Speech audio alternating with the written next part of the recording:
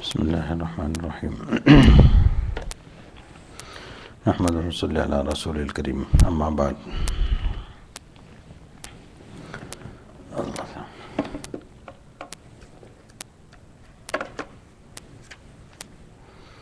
آج انشاءاللہ آپ تو ترجمہ چلے گا فٹافٹ.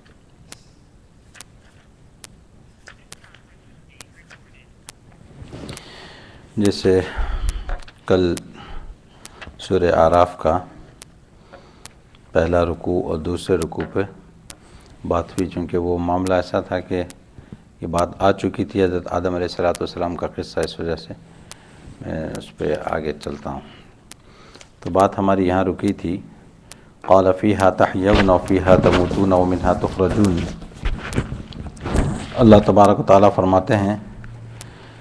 اسی میں تم زندہ رہو گے اور اسی میں تم مرو گے اور اسی سے تم نکالے جاؤ گے. یعنی جب آدم علیہ السلام کو اللہ تبارک و تعالیٰ نے دنیا میں بھیجا تو اس وقت فرمایا کہ تم اسی میں زندہ رہو گے، یعنی اسی زمین میں زندہ رہو گے، اسی میں مرو گے اور تم اسی سے نکالے جاؤ گے. اس سے پہلے آگے بڑھنے سے پہلے وہ جو آیت ہے جو حضرت آدم علیہ السلام نے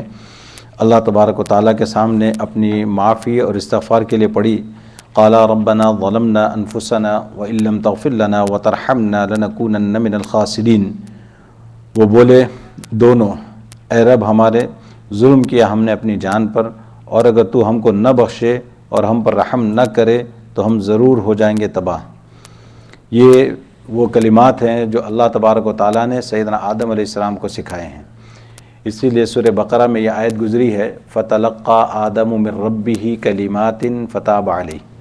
کہ اللہ تبارک و تعالیٰ سے سیدنا آدم علیہ السلام نے کچھ کلمات سیکھے ہیں اور اس کے ذریعے انہوں نے دعا کی تو اللہ تبارک و تعالیٰ نے ان کی دعا قبول فرمائی. وہاں پہ یہ بات بتائی گئی، لیکن وہ کلمات کیا ہے وہاں پہ ذکر نہیں آیا، یہاں پہ ان کا ذکر ہے. یہ ہیں وہ کلمات، ربنا ظلمنا انفسنا وان لم تغفر لنا وترحمنا لنكونن من الخاسرین.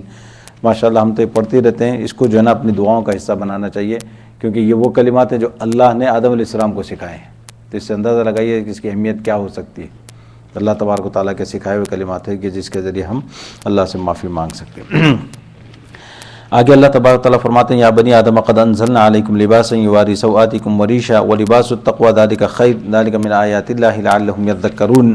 فرماتے ہیں اے بنی آدم ہم نے تم پر جو ہے نا تمہاری پوشاک اتاری جو ڈھانکے گی تمہارے شرم، جو ڈھانکے تمہاری شرم گاہیں، اور اللہ تبارک و تعالیٰ فرماتے ہیں اللہ نے اتارے تم پر آرائش کے کپڑے اور لباس بہتری پرہیزگاری کا، وہ سب سے بہتر ہے. اب یہاں اللہ تبارک و تعالیٰ نے جو بات بیان فرمائی، دیکھیے سب سے پہلے اللہ فرماتے ہیں کہ یا بنی آدم قد انزلنا علیکم، ہم نے اتارا تم پر. اتارنے کا مطلب کہ یہ نہ سمجھے کہ ڈائریکٹ کپڑے اتارے گئے ہیں آسمان سے. اللہ نے جیسے دوسرے اور مخلوق کے بارے میں بھی فرمایا وَأَنزَلْنَا الْحَدِيدَ، کہ ہم نے لوہے کو اتارا آسمان سے. اس کا مطلب یہ نہیں کہ لوہے کی بارش ہوئی یا لوہا جو ہے اوپر سے، یعنی مطلب ہے کہ اللہ تبارک و تعالیٰ نے پانی کے ذریعے جو یہاں پہ نظام بنایا ہے دنیا کے اندر، جو ہے اس کی زمین کے اندر اللہ نے اس کی صرف کیفیت رکھ دی ہے اور کس طریقے سے اس کے اجزاء بنا دیے ہیں. تو کپڑے کا بھی یہی معاملہ ہے. ہاں البتہ اللہ تبارک و تعالیٰ اس کی نسبت اپنی طرف کرتے ہیں. انزلنا کا مطلب ہے کہ اس کی اہمیت بتانے کے لیے یہ بھی کوئی خاص چیز ہے. اسی لیے اللہ تعالیٰ فرماتے ہیں کہ ہم نے کپڑے اتارے ہیں تمہاری طرف. لباس یعنی اسی کو جو ہم رات دن لباس کہتے ہیں تو لباس. اور اللہ تبارک و تعالیٰ فرماتے ہیں یواری سوآتکم، اور اس کا کیا کام ہے؟ اس کا کام یہ ہے کہ چھپائے وہ تمہاری شرم گاہوں کو. سوآت جو ہے نا اس کو کہا جاتا ہے سوأتن. اس کو کس کو کہا جاتا ہے؟ یعنی اعضاء انسانی کو جو ہے نا یہ کہا جاتا ہے وہ اعضاء کہ جس کو آدمی دوسروں کے سامنے کھولنے سے شرم آتا ہے. تو یہ جو ہے نا ان اعضاء کو یہ کہا جاتا ہے یہ سوآ. تو جس کو عموماً آدمی جو دوسروں کے سامنے کھولنے سے فطرتاً جس کو برا سمجھتا ہے، ایسے ان اعضاء کو یہ جو ہے سوءتن کہا جاتا ہے. اب یہاں پہ آگے دیکھیں اللہ تبارک و تعالیٰ نے ایک دوسری چیز بیان فرمائی، لباسا یواری سوآتکم وریشا. ریش کے معنی آتے ہیں آرائش کے، زیبائش کے. اب اللہ تبارک و تعالیٰ فرماتے ہیں کہ تمہارے لیے ستر پوشی کے لیے تو اتنا ہی کافی تھا کہ تھوڑا سا جو ہے نا آدمی کپڑا پہن لے، لیکن اللہ فرماتے ہیں کہ ہم نے تمہیں اتنے کپڑے دیے ہیں کہ ستر پوشی کے ساتھ ساتھ تم آرائش بھی اختیار کرو. کپڑے کی وجہ قطع اس لیے کہ آدمی جو ہے نا آرائش کے ساتھ اپنے کپڑے زینت حاصل کر سکے. اب اس میں جو ہے لباس والی سوادکم وریشا. اب یہ دو پہلے جو باتیں بیان فرمائی اللہ تبارک و تعالیٰ نے اس کو دیکھ لیتے ہیں. یہاں پہ اللہ نے جو ہے نا لباس کے دو فائدے بتائے ہیں. ایک تو یہ کہ ستر پوشی اور دوسرا آسائش. اور اسی کے بعد جو ہے نا یہاں دیکھنا یہ ہے کہ اب اگر یہ آپ کا ستر یہ چیزیں پرووائڈ نہ کرے، آپ کا لباس یہ چیزیں پرووائڈ نہ کرے تو پھر وہ لباس نہیں رہے گا. یعنی ستر پوشی نہ ہوئی اگر آپ کے کپڑوں سے تو پھر وہ لباس نہیں ہوا. اور اسی طریقے سے دوسرا یہ کہ وہ زیبائش اور اس کا معاملہ تو یہ کہ یہ اب آپ کے اوپر ہے، کیونکہ زیبائش بھی اس وجہ سے کہ آدمی دوسروں کے سامنے جاتا ہے، دوسروں کے سامنے جاتے ہوئے اس کو جو ہے نا تکلف ہوتا ہے کہ بھائی اگر اس کے کپڑے اچھے نہ ہوں اور اس کے کپڑوں میں جو ہے نا اگر یعنی میل کچیل ہو، گندے ہوں کپڑے، تو آدمی جو ہے نا دوسروں کے سامنے جاتے ہوئے ہچکچاتا ہے. لیکن مسئلہ یہ ہے کہ ہم کبھی جو ہے نا فیشن میں اتنے آگے نکل جاتے ہیں کہ یہ لباس کی جو اہمیت ہے وہ ختم ہو جاتی ہے کہ بھائی آپ نے اتنا چست لباس پہنا ہوا ہے. لباس کا تو مقصد تھا کہ بھائی آدمی کو جو ہے نا زیبائش دے، یعنی یہ جو اس کی بناوٹ ہے انسان کی، یہ بھی جو ہے نا اب آپ کسی کے سامنے ننگے چلے جائیں تو بالکل اس کو عجیب لگے گا کہ بھائی یعنی آدمی کی بناوٹ سے جو ہے نا کراہت ہوتی ہے، بعض مرتبہ اس کو دیکھ کے جو ہے نا آدمی کو گھن آتی ہے. تو یہ جو اللہ تعالیٰ فرماتے ہیں کہ لباس کے ذریعے سے لباس نے اس کو چھپا لیا، وہ عیب جو ہے انسان کا چھپ گیا. تو یہ اب دنیا نے کیا کیا کہ لباس اتنا ٹائٹ کر دو کہ سب کچھ نظر آئے. اب یہ یا تو اتنا مختصر کر دو کہ یعنی دونوں ہی جو ہے نا یہ اس کے غلط. اور شیطان کو اگر آپ دیکھیں تو اس نے کیا کیا، سب سے پہلا حملہ جو انسان کے اوپر شیطان نے کیا وہ اسی کا ہے، اس کے کپڑے اتروائے. اسی لیے بعض روایتوں سے یہ بات معلوم ہوتی ہے کہ شیطان کو یہ معلوم تھا کہ اس درخت کے کھانے سے اس درخت کی خاصیت وہ تھی کہ کپڑے خود بخود اتر جاتے، تو اس لیے شیطان نے جو ہے نا ادھر ان کو یہ وسوسہ ڈال کے وہاں تک پہنچایا. تو بہرحال تو شیطان کا جو مین اٹیک ہوتا ہے وہ یہی ہے. کیوں؟ اس کی وجہ یہ ہے کہ یہی انسان کی سب سے پہلی کمزوری ہے. یہ بے لباسی جو ہے انسان کی سب سے پہلی کمزوری ہے. اور شیطان کو آپ دیکھیں آج بھی دنیا کے اندر اس کا سب سے بہترین ہتھیار یہی ہے، سب سے بہترین، سب سے مؤثر ترین ہتھیار. دنیا کی کوئی بھی چیز بیچنی ہو تو وہ عورت کو کھڑا کر دے گا، نیم برہنہ کہیں تو برہنہ. یعنی اس طریقے سے کہ بھائی کبھی آپ دیکھیں گے کہ بھائی اس کا کوئی تعلق نہیں ہوگا عورت کے اس ذات سے کہ بھئی یہ چیز بیچنے کے لیے عورت کی تصویر کیوں ہوگی یہاں. تو یہ سارا جو ہے نا وہ ایک پورا سسٹم ہے کہ جو اس کے پیچھے جو چلا ہوا ہے. اللہ تبارک و تعالیٰ نے بہرحال یہاں پہ جو بات ہے تو چونکہ، اور ایک بات یہ بھی یاد رکھ لیں کہ ایمان کے بعد جو سب سے پہلی چیز انسان پر فرض ہوتی ہے وہ ہے ستر پوشی. ایون نماز سے پہلے، ایون نماز سے پہلے آپ کی نماز بھی نہیں ہوتی اگر آپ کے ستر کور نہیں ہے. تو اس وجہ سے جو ہے نا اس کی بڑی اہمیت ہے اور بڑا جو ہے نا اس کو بہت اہم معاملہ ہے اس کا. اور اسی وجہ سے جو ہے نا ستر کے معاملے میں، لباس کے معاملے میں جو اللہ تعالیٰ کے رسول صلی اللہ علیہ وسلم نے جو ہدایات دی ہیں وہ بہت اہمیت اختیار کر جاتی ہیں ان چیزوں کو دیکھتے ہوئے. جیسا کہ ایک روایت میں آتا ہے کہ آپ صلی اللہ علیہ وسلم فرماتے ہیں کہ جب آدمی نیا کپڑا پہنے تو اس وقت دعا پڑھے الحمدللہ الذی کسانی ما اواری به عورتی وتجمل به فی حیاتی. اور ایک دعا آتی ہے الحمدللہ الذی کسانی ھذا ورزقنیہ من غیر حول منی ولا قوہ. یہ دعا پڑھ لے. جو پہلی دعا میں نے پڑھی وہ آدمی نیا کپڑا پہن کر وہ دعا پڑھے اور اس کے بعد اپنا پرانا کپڑا جو ہے صدقہ کر دے یا خیرات کر دے تو اللہ کے رسول صلی اللہ علیہ وسلم فرماتے ہیں کہ بھئی اللہ تبارک و تعالیٰ اس کی پوری ذمہ داری لے لیتے ہیں. اس آدمی کی ذمہ داری میں نے موت اور حیات دونوں حالتوں میں اللہ تبارک و تعالیٰ اس کی ذمہ داری لے لیتے ہیں. اور دوسری یہ بھی ہے کہ لباس کے اندر جو ہے جیسا کہ اللہ کے رسول صلی اللہ علیہ وسلم نے فرمایا کہ جو ستر پوشی کا کام دے اور آرائش کا کام دے. اور آپ صلی اللہ علیہ وسلم نے جیسا کہ مردوں کے لیے فرمایا کہ بھئی اس کا لباس ٹخنے سے نیچے نہ ہو. اور دوسرا یہ کہ اس میں خاص بات جو بیان فرمایا آپ صلی اللہ علیہ وسلم نے کہ لباس ایسا نہ ہو جو دوسروں کا شعار بن چکا ہو، دوسروں کی علامت بن چکا ہو، دوسروں کی پہچان بن چکا ہو. مثال کے طور پر اگر آپ جو ہے نا پوپ کا لباس پہن لیں، ایک مثال پوپ کا لباس پہن لیں تو آپ کو کیا لگے گا؟ آپ کو دیکھنے والا کہے گا کہ بھئی پوپ جا رہا ہے. تو اب آپ کو کوئی مسلمان نہیں کہے گا. کیوں؟ اب وہ لباس ان کی علامت بن چکا ہے. اسی طریقے سے لیڈیز میں اگر کوئی نن کا لباس پہن لے تو آٹومیٹک پہچانے جائیں گے کہ بھئی یہ نن ہے. خیر ہمارے پاس بھی خواتین میں ماشاءاللہ برقع پہن لے تو بتا دیں گے بھئی یہ مسلمان ہے. تو یہ لباس جو ہے، جو چیزیں جس کی علامت بن جاتی ہے دوسری قوم کی، اگر وہ آپ اختیار کریں تو اس کی اجازت نہیں ہے۔ اگر آپ بالکل جو ہے نا گیرو کے کپڑے پہن کے دھوتی مار کے نکل جائیں تو اب آپ کو بھی جو ہے نا لگے گا کہ بھائی بتائے گا، کون کہے گا کہ مسلمان جا رہا ہے۔ تو ایسا نہ ہو کہ جو کسی قوم کی نشانی بن گئے ہوں، کسی قوم کی علامت بن گئے ہوں، اس طرح کے کپڑے آپ کو منع ہے۔ تو اس وجہ سے اس میں خیال رکھیں۔ اور مسئلہ یہاں بھی آتا ہے کہ بھئی رات تو یہاں بھی ہم انہیں کے کپڑے پہنتے ہیں، جس کمپنی کے وہ کپڑے پہنتے ہیں ہم بھی اسی کمپنی کے کپڑے پہنتے ہیں، کچھ ہو نہ ہو نائکی ضرور ہو یا ڈاکرز، کیا ہے اب پتہ نہیں، بھئی ہر تھوڑے دن پہ ایک نیا نیا آتا ہی رہتا ہے آئٹم۔ تو اس میں بھی جو ہے نا خیال رکھے آدمی کہ بھئی یہاں پہ یہ جو لباس ہے، جو عام طور پر لباس اختیار کیا جاتا ہے، وہ کسی کی علامت نہیں رہا۔ اب شروع میں تو یہ علامت تھی، کسی کی علامت تھی، تو اب یہ علامت نہیں رہا کسی کا کہ بھئی آپ یہ کہیں کہ بھئی یہ فلان آدمی جا رہا ہے یا فلاں مذہب سے اس کا تعلق ہے۔ یہ اب کامن ہو گیا ہے سب کے لیے، لیکن پھر بھی اگر آپ مسلمان کے کپڑے پہنے تو آپ کہہ سکتے ہیں کہ بھئی یہ مسلمان جا رہا ہے۔ یہ تو آج بھی باقی ہے اس کا۔ تو آگے تیسری چیز اللہ تبارک و تعالیٰ نے فرمائی کہ وَلِبَاسُ التَّقْوَىٰ ذَلِكَ خَيْرٌ، اور جو ہے نا تقویٰ کا جو لباس ہے وہ بہتر ہے۔ اور اللہ تبارک و تعالیٰ نے کیا مطلب ہے، اب آپ دیکھیں کہ اللہ تبارک و تعالیٰ نے انسان کے اندر جو چیزیں رکھی ہیں جس سے آدمی جو ہے نا شرم محسوس کرتا ہے دوسروں کے سامنے جانے سے، تو لباس نے جو ہے نا اس کو کور کر لیا، اس کی وجہ سے آدمی کے اندر یہ چیز پیدا ہو گئی۔ تو اللہ تبارک و تعالیٰ یہاں پہ یہ فرماتے ہیں کہ بھئی دیکھو، جس طریقے سے ظاہری طور پر تمہیں اپنے آپ کو پوشاک وغیرہ کے ذریعے سے آراستہ کرنا ہے، اس سے کہیں زیادہ تمہیں اپنے آپ کو جو ہے نا تقویٰ سے پیراستہ کرنا ہے۔ تقویٰ کے ذریعے اپنے آپ کو سنوارو، تقویٰ اصل چیز ہے۔ اللہ تبارک و تعالیٰ فرماتے ہیں جس طریقے سے کپڑا یا لباس تمہارے لیے لازم ہے، اسی طریقے سے تقویٰ لازم ہے۔ بلکہ بعض مفسرین نے یہاں پہ ایک اور زبردست بات بیان فرمائی، وہ فرماتے ہیں کہ بھئی یہ جو اصل مقصد ہے اس کا، یعنی ستر پوشی کا اور یہ جو کپڑے وغیرہ پہننے کا، فرمایا وہ بھی اصل اس کا مقصد تقویٰ ہے، وہ بھی اصل مقصد تقویٰ ہے۔ اسی تقوی کی بنیاد پر آدمی جو ہے نا اپنی ستر پوشی کرتا ہے پورے طور پر، اور صحیح کپڑے پہنتا ہے۔ یہ جو ہے نا تقوی کی نشانی فرما دیا۔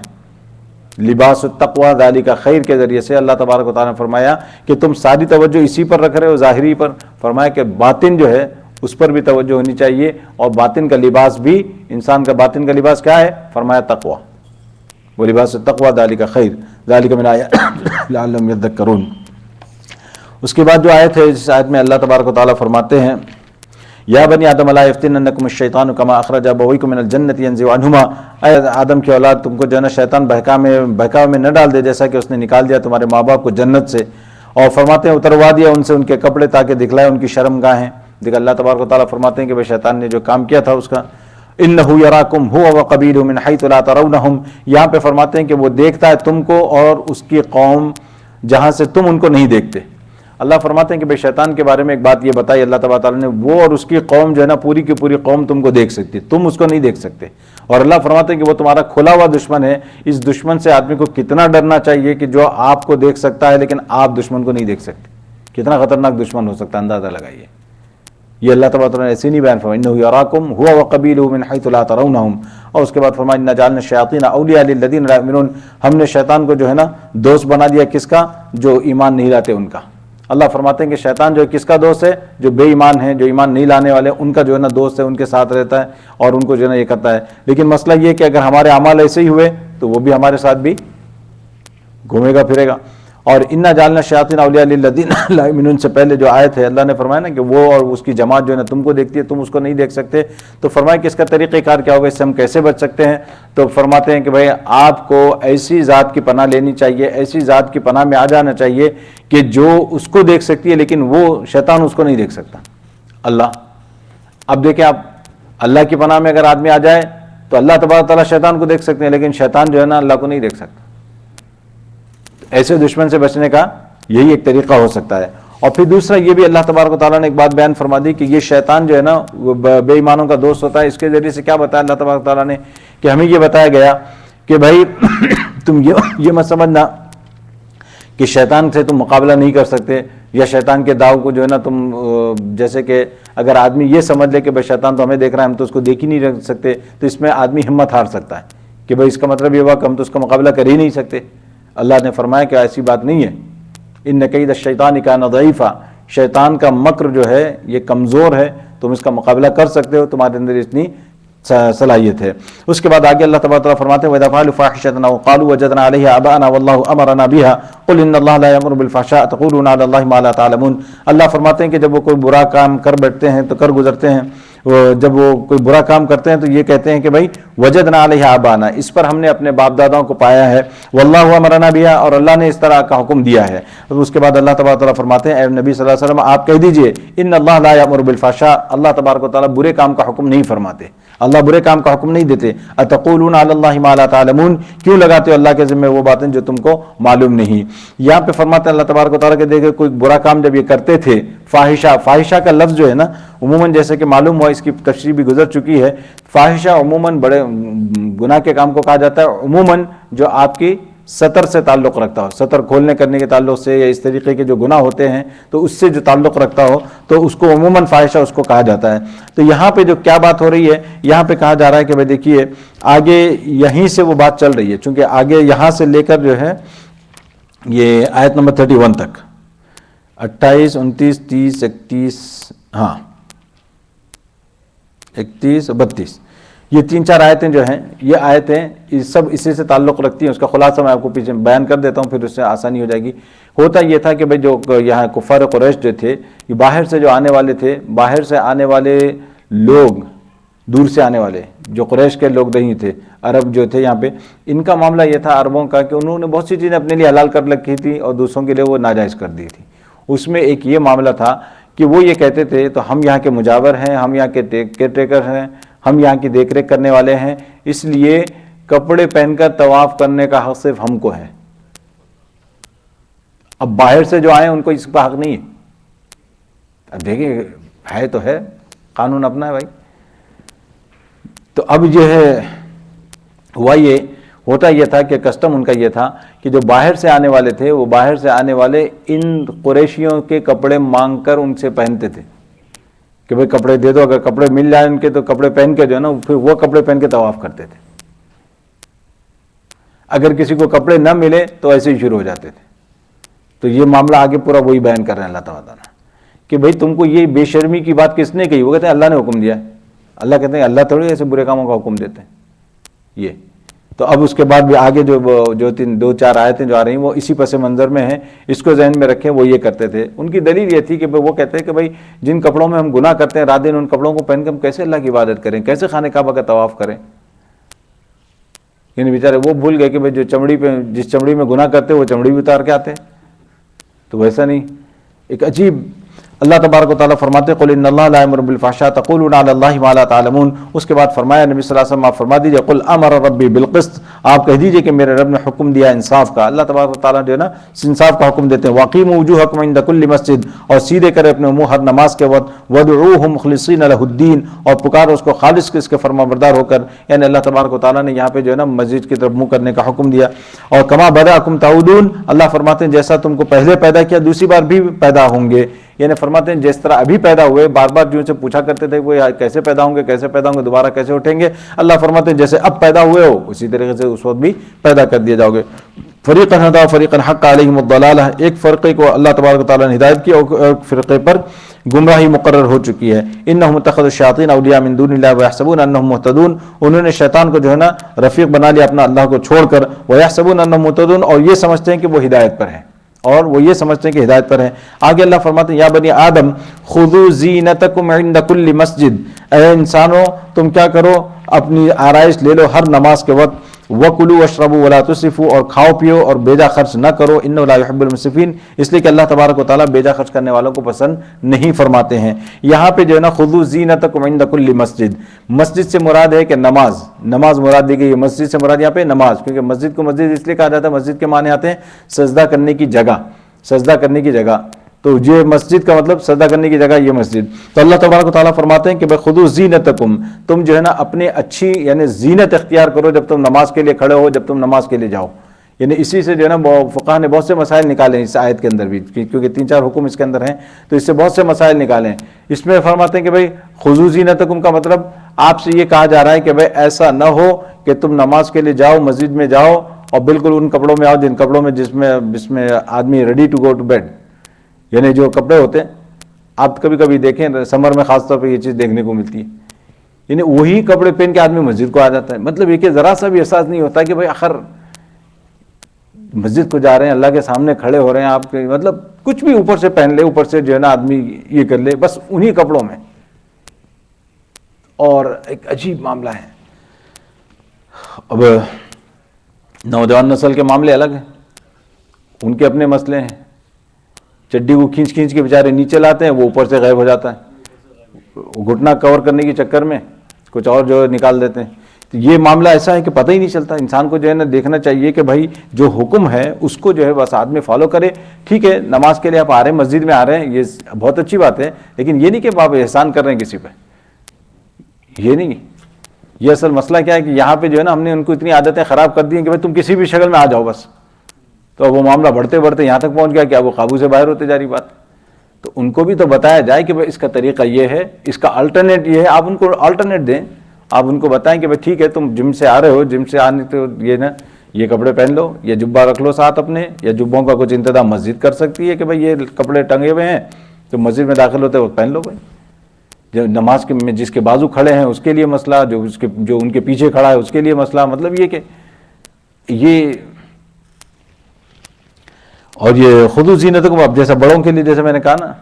کہ بعض مرتبہ وہ کول سمجھتے ہیں اپنے آپ کو کہ بھائی وہ اس طرح سے ان کپڑوں میں آ جائیں کہ بھائی اب جا کے اب آپ کو سونا ہے،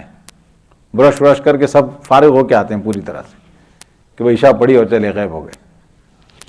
لا حول ولا قوت الا باللہ. یہ جو ہے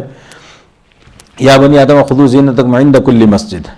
تو اللہ تبارک و تعالیٰ نے یہاں پہ فرمایا کہ بھائی زینت اختیار کرو. حضرت حسن رضی اللہ تعالیٰ عنہ کے متعلق آتا ہے کہ انہوں نے نماز کے لیے اپنے کپڑے الگ رکھے ہوئے تھے، اسی وجہ سے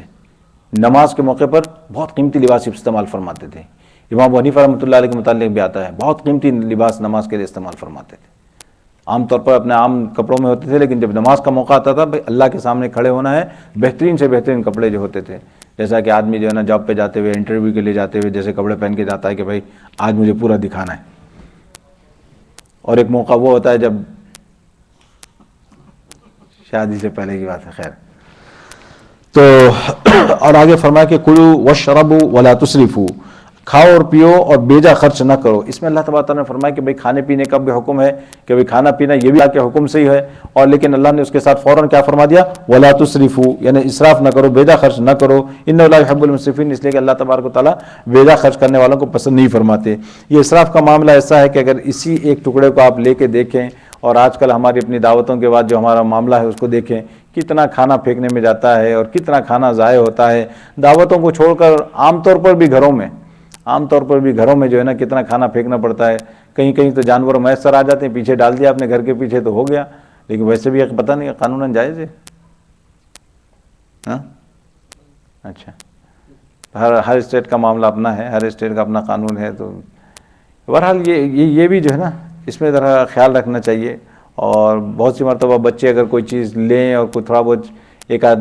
بائٹ لے کے اگر چھوڑ دیں تو پھر وہ پھینکنے میں چلی جاتی ہے چیز. دوسری مرتبہ پھر اس کو نہ کھایا جاتا ہے. یہ کوئی بھی چیز ہوگی بچے پیتے پیتے چھوڑ دیں تو وہ بھی پھینکنے میں چلی جاتی ہے. کوئی چیز کھاتے ہوئے جو رکھ دیے تو پھینکنے میں چلی جاتی ہے. ہاں گر جائے پھر ایسی قابل استعمال نہ رہے تو بات دوسری ہے، لیکن اگر ایسا ہو کہ جب آپ اس کو استعمال کر سکتے ہو تو کوشش کرے آدمی کہ بھئی یہ چیزیں ضائع نہ ہوں. اور اسی کو اگر آپ غور کریں، اور کتنی جو ہے نا دنیا کے اندر آج حالات ایسے ہیں، غربت کیسی ہے کہ بھئی لوگوں کو جو ہے نا ایک وقت کے لیے کھانا مل جائے تو دوسرے وقت کھانے کے ان کو کوئی نظم نہیں ہوتا ان کے پاس. اللہ ہماری سب کی حفاظت فرمائے. آگے اللہ تعالیٰ فرماتے ہیں قل من حرم زینۃ اللہ التی اخرج لعباده والطیبات من الرزق قل هی للذین آمنوا. آپ کہہ دیجئے کہ کس نے حرام کیا اللہ کی زینت کو جو اس نے پیدا کی اپنے بندوں کے واسطے اور ستھری چیزیں کھانے کی. اب آپ دیکھیں یہ ہے وہ بات جہاں پہ جو ہے نا ان لوگوں نے یہ کہا تھا اپنے آپ کے بارے میں. تو اللہ تبارک تعالیٰ فرماتے ہیں زینت اختیار کرنے کو کس نے حرام قرار دیا، کپڑے کس نے حرام قرار دیے کہ تم کپڑے پہنے بغیر طواف کرتے ہو، یہ برہنہ طواف کرنے کا کس نے کہا تمہیں. اللہ تبارک تعالیٰ یہاں پہ اس کو سختی کے ساتھ جو ہے نا دوبارہ فرماتے ہیں کہ بھئی کس نے حرام کیا زینت اختیار کرنے کو. اور قل ہی للذین آمنوا فی الحیات الدنیا، اللہ فرماتے ہیں آپ کہہ دیجئے کہ یہ نعمت اصل میں ایمان والوں کے واسطے ہیں دنیا کی زندگی میں، خالص انہی کے واسطے ہیں قیامت کے دن. اب یہاں پہ جو ہے نا ایک بات بڑی عجیب اللہ تبارک و تعالیٰ فرمائے قل ہی للذین آمنوا فی الحیات الدنیا، اس دنیاوی زندگی کے اندر بھی یہ چیزیں کس کے لیے ہے؟ ایمان والوں کے لیے ہے، یعنی ایمان والے زینت اختیار کرتے ہیں، ایمان والے دنیا کی نعمتیں استعمال کرتے ہیں۔ اللہ تبارک و تعالیٰ فرماتے ہیں یہاں پہ جو ہے نا یہ نعمتیں جو ہے دنیا والوں کو اللہ تبارک و تعالیٰ دے رہے ہیں ایمان والوں کی وجہ سے۔ اب اس کے بعد کیا فرمایا اللہ تبارک و تعالیٰ؟ خالصۃ یوم القیامہ، یہاں تو سب پھر دوسرے بھی استعمال کر رہے ہیں، لیکن قیامت کے دن یہ صرف اور صرف صاحب ایمان کے لیے ہوں گے، یہ صرف اور صرف ایمان والوں کے لیے ہوں گے، خالصۃ یوم القیامہ، کہ خالص ان کے لیے ہوں گے معاملہ۔ کذالک نفصل الآیات لقوم یعلمون، اس کی ایک مثال بیان کی جاتی ہے، جیسے کہ معاملہ کیا ہوتا ہے کہ بھائی شادی کے دن کیا ہوتا ہے، اصل تو مقصود دولہے میاں ہوتے ہیں، ان کے طفیل میں ساری بارات کھاتی ہے، سارے لوگ کھانا کھاتے ہیں، تو اسی طریقے سے صاحب ایمان جو ہے وہ اصل ہے، اس کے طفیل میں جو ہے نا سب یہ معاملہ ہے۔ قل انما حرم ربی الفواحش ما ظہر منها وما بطن والاثم والبغی بغیر الحق، اللہ تبارک تعالیٰ فرماتے ہیں آپ کہہ دیجئے کہ میرے رب نے حرام کیا ہے صرف بے حیائی کی باتوں کو جو ان میں کھلی ہوئی ہوں اور جو چھپی ہوئی ہوں، اور گناہ کو اور ناحق زیادتی کو اور اس بات کو کہ شریک کرو تم اللہ کا ایسی چیز کو جس کی اس نے کوئی سند نہیں اتاری۔ یہاں پہ فرماتے ہیں کہ دیکھیے اللہ تبارک و تعالیٰ نے کس چیز کو منع کیا ہے، اللہ نے کس چیز کو حرام کیا، فرمایا کہ فواحش کو، جو اس طرح کے گناہ ہیں جو بڑے گناہ ہیں اللہ انہیں اس کو حرام قرار دیا ہے۔ وہ کون کون سے؟ ما ظہر منہا وما بطن، جو کہ ظاہری ہوں اور باطنی ہو، چھپے ہوئے، اور جو ظاہری اس کی بات آ چکی ہے جو پرسوں جو گزرے، ظاہری اور باطنی جو، والاثم اور گناہ کی باتوں کو، والبغی اور ناحق بغیر الحق یعنی کسی کے ساتھ زیادتی کرنا، بغاوت کرنا، اور اسی طرح سے اللہ کے ساتھ کسی کو شریک کرنا، ان چیزوں کو اللہ تبارک و تعالیٰ نے منع فرمایا ہے۔ آگے دیکھتے ہیں یا بنی آدم اما یأتینکم رسل منکم، اب یہاں پہ جو ہے نا اللہ تبارک و تعالیٰ قیامت کے دن ان کو پوچھیں گے، اس کے بارے میں ہے پھر جو ہے آگے آیت نمبر 38 جہاں سے شروع ہو رہی، دیکھیے 37 یہاں پہ ختم ہو رہی، اس کے بعد دیکھیں وَقَالَ ادْخُلُوا فِي أُمَمٍ قَدْ خَلَتْ مِن قَبْلِكُم مِّنَ الْجِنِّ وَالْإِنسِ فِي النَّارِ، اللہ تبارک و تعالیٰ اس دن فرمائیں گے کہ داخل ہو جاؤ ان کے ساتھ، یعنی اور امتوں کے ساتھ جو تم سے پہلے ہو چکی ہیں جن اور آدمیوں میں سے، كُلَّمَا دَخَلَتْ أُمَّةٌ لَعَنَتْ أُخْتَهَا، اللہ تبارک و تعالیٰ فرماتے ہیں کہ جب داخل ہوگی ایک امت تو لعنت کرے گی دوسری امت کو، حَتَّى إِذَا ادَّارَكُوا فِيهَا، یہاں تک کہ جب گر چکیں گے اس میں سارے تو کہیں گے کہ ان کے پچھلے پہلوں کو، اے رب ہمارے ہم کو انہی نے گمراہ کیا، فآتِهِمْ عَذَابًا ضِعْفًا مِّنَ النَّارِ۔ اب اللہ تبارک تعالیٰ فرماتے ہیں کہ جب وہاں پہ سب کو جنت یعنی دوزخ میں جب یہ پہنچیں گے، دوزخ میں جب ان کو داخل کیا جائے گا تو یہ جماعت کے جماعت ہوں گے، گروہ کو گروہ آ رہے ہوں گے۔ اب جب وہاں پہنچیں گے، وہاں پہنچنے کے بعد ایک دوسرے کو پہچانیں گے، پہچاننے کے بعد جو ہے نا ان کا مکالمہ ابھی آگے بھی آئے گا، اور جو ہے نا دوسری جگہوں پر سورہ سبا وغیرہ میں بھی اللہ تبارک و تعالیٰ نے یہ مکالمہ کی، ان کا نقل کیا ہے۔ ایک مکالمہ تو وہ ہے کہ جو اہل جنت اور اہل جہنم کا ہوگا، ابھی تھوڑی دیر بعد آئے گا، اور ایک مکالمہ ہوگا خود جہنم والوں کا آپس میں مکالمہ ہوگا، بات چیت ہوگی، اس میں آپس میں جو بات چیت ہوگی اس میں سے ایک یہاں پہ اللہ تبارک و تعالیٰ نے اس کا ایک پہلو یہاں پہ ذکر کیا ہے، اور وہ یہ پہلو ہے کہ فرماتے ہیں کہ وہ کیا کہیں گے وہاں پہ، اختہا لعنت حتی اذا ادارکوا قالت اخراہم لأولاہم، یہ کہ نا ایک جماعت دوسری جماعت سے یہ کہے گی ارے یہ بھی آ گئے یہ لوگ، انہی کی وجہ سے تو ہم گمراہ ہوئے تھے، انہوں نے تو ہمیں گمراہ کیا تھا۔ اب وہ پہچان لیں گے ان کو کہ بھئی ان کو ہم مان کر چل رہے تھے، ان کے پیچھے ہم چل رہے تھے، انہوں نے ہمیں گمراہ کر دیا، ٹھیک ہے۔ اب اس کے بعد وہ لوگ کیا کہیں گے، اللہ تعالیٰ سے سفارش کریں گے، فآتِهِمْ عَذَابًا ضِعْفًا مِّنَ النَّارِ، کہ اللہ ان کو دگنا عذاب دینا، انہوں نے ہمیں گمراہ کیا تھا، ان کی وجہ سے ہم گمراہ ہوئے تھے۔ اللہ تبارک و تعالیٰ فرماتے ہیں قَالَ لِكُلٍّ ضِعْفٌ وَلَٰكِن لَا تَعْلَمُونَ، اللہ تبارک و تعالیٰ فرماتے ہیں کہ تم نے یہ جو ریکویسٹ کی ہے کہ ان کو ڈبل گناہ دیجئے، اللہ فرماتے ہیں کہ ٹھیک ہے ڈبل گناہ ان کو ملے گا، لیکن اس کا یہ مطلب نہیں کہ تم کو کچھ کم کر دیا جائے گا، یعنی ان کو ڈبل دیا جائے گا، یعنی یہ نہیں ہے مطلب کہ تمہارے گناہ میں سے کوئی کمی کی جائے گی۔ اور اللہ تبارک و تعالیٰ نے ایک بڑی زبردست بات فرمائی، لِكُلٍّ ضِعْفٌ، اللہ فرماتے ہیں دونوں کو بھی ڈبل ملے گا، لیکن ایک دوسرے کو پتہ نہیں ہوگا، ان کو پتہ نہیں کہ ان کو بھی ڈبل مل رہا ہے، ان کو پتہ نہیں کہ ان کو بھی ڈبل مل رہا ہے، لِكُلٍّ ضِعْفٌ وَلَٰكِن لَا تَعْلَمُونَ۔ اللہ فرماتے ہیں وَقَالَتْ أُولَاهُمْ لِأُخْرَاهُمْ فَمَا كَانَ لَكُمْ عَلَيْنَا مِنْ فَضْلٍ فَذُوقُوا الْعَذَابَ بِمَا كُنْتُمْ تَكْسِبُونَ، اللہ فرماتے ہیں کہ اور وہ کہیں گے ان سے پچھلوں کو کہ بس کچھ نہ ہوئی تم کو ہم پر بڑائی، اب چکو عذاب، یعنی اللہ تعالیٰ فرماتے ہیں کہ پھر وہ دوسری جماعت ان کو پلٹا کیا دے گی کہ بھائی ہمارا کیا چلتا تھا، بھائی ہم تو کچھ کرتے ہی نہیں تھے، تم ہی نے ہمیں فالو کیا، ہم نے تھوڑی کہا تھا کہ بھائی فالو کرو، تم فالو کرتے ہوئے آئے۔ یہ جو ہے نا آگے چل کر وہاں پہ انشاءاللہ اس کی بات بہت زیادہ واضح ہوگی، یہ مراد کیا ہے یہاں پہ، یہ مراد یہ ہے کہ بھائی جیسا کہ ہوتا ہے کہ کمیونٹی کے اندر جو اہل ثروت ہوتے ہیں، بڑے قسم کے لوگ ہوتے ہیں، جو اثر والے، جو بڑی بڑی کلغیوں والے لوگ کہلاتے ہیں بعض لوگوں کی اصطلاح کے مطابق، کہ ان کو جو ہے نا دوسرے لوگ جب فالو کرتے ہیں تو وہ جو بڑے جب گڑھے میں گرتے ہیں تو یہ بھی گڑھے میں گرتے ہیں. کیوں کہ فیشن ہے، بس فیشن ہے تو فالو کرنا ہے. ابھی وہ فیشن آپ کو کہیں بھی لے جائے، یہ ہے وہ. فذوقوا العذاب بما کنتم تکسبون. آگے اللہ تبارک و تعالیٰ فرماتے ہیں ان الذین کذبوا بآیاتنا واستکبروا عنہا لا تفتح لهم ابواب السماء. اس آیت کے اندر اللہ تبارک و تعالیٰ نے جو ہے نا ایک مثال دے کر بات بیان فرمائی ہے کہ دیکھو جو اللہ تبارک و تعالیٰ کی آیتوں کو جھٹلاتے ہیں اور اللہ کی آیتوں کے مقابلے میں تکبر کرتے ہیں، ان کے لیے اللہ تبارک و تعالیٰ فرماتے ہیں کہ آسمان کے دروازے ان کے لیے نہیں کھولے جائیں گے اور یہ لوگ جنت کے اندر بھی داخل نہیں ہوں گے یہاں تک کہ سوئی کے ناکے میں سے اونٹ گزر جائے. بے حتی یلج الجمل فی سم الخیاط، کہ اونٹ گزر جائے سوئی کے ناکے سے. اب آپ دیکھیں یہ اللہ تبارک و تعالیٰ نے ایک مثال بیان کی، تو یہ بھی ایک جو ہے نا کلام کا انداز ہوتا ہے. کیا ہوتا ہے کہ کوئی ایسی ناممکن چیز بیان کی جائے اور اس کے ساتھ اس کو اٹیچ کر دیا جائے، اگر یہ ہوگا تو یہ ہوگا.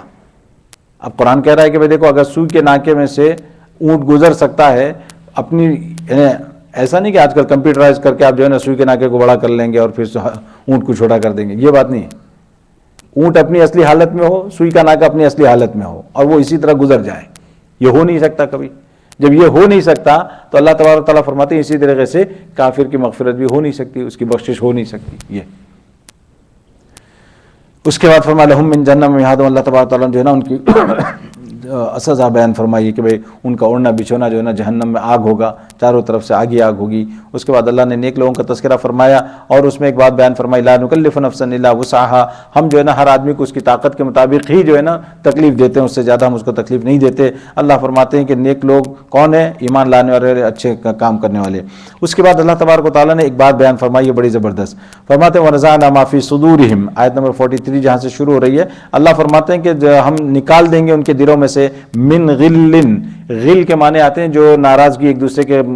خلاف ہو جاتی ہے. جب کوئی بات ہو جاتی ہے، کبھی کسی نے کوئی بات کہہ دی، کبھی کوئی کسی نے غصے میں آ گئے، یا کبھی آپس میں جب انسان رہتا ہے ایک دوسرے کے ساتھ تو باتیں پیش آ جاتی ہیں کبھی کبھار. کبھی کسی نے غصے میں کچھ کہہ دیا، اب آپ کے دل میں بات اٹک گئی، اگر اس نے معافی مانگ لی پھر بھی کبھی تھوڑا سا آدمی ڈسٹینس رکھتا ہے اس کے بعد کہ بھئی آدمی ذرا ڈینجر ہے، اس سے دور ہی رہیں تو بہتر ہے. اب یہ سب چیزیں جو ہے نا پلتی رہتی ہیں آدمی کے اندر. اللہ فرماتے ہیں کہ جب جنت میں جب جائے گا آدمی تو اللہ تبارک و تعالیٰ وہاں سے وہ سب چیزیں اس کے دلوں میں سے نکال دیں گے.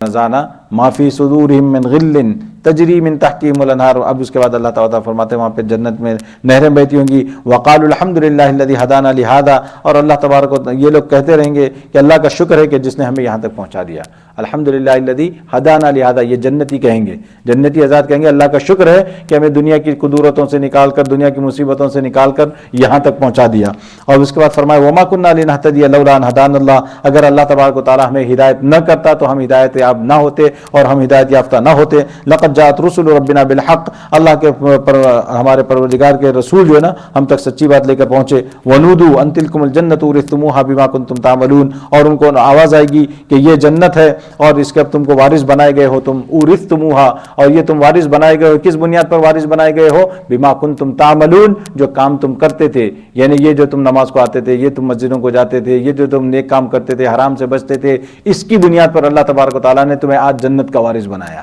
اور یہ جو جنت میں داخلے کے بعد اللہ تبارک و تعالیٰ ان کی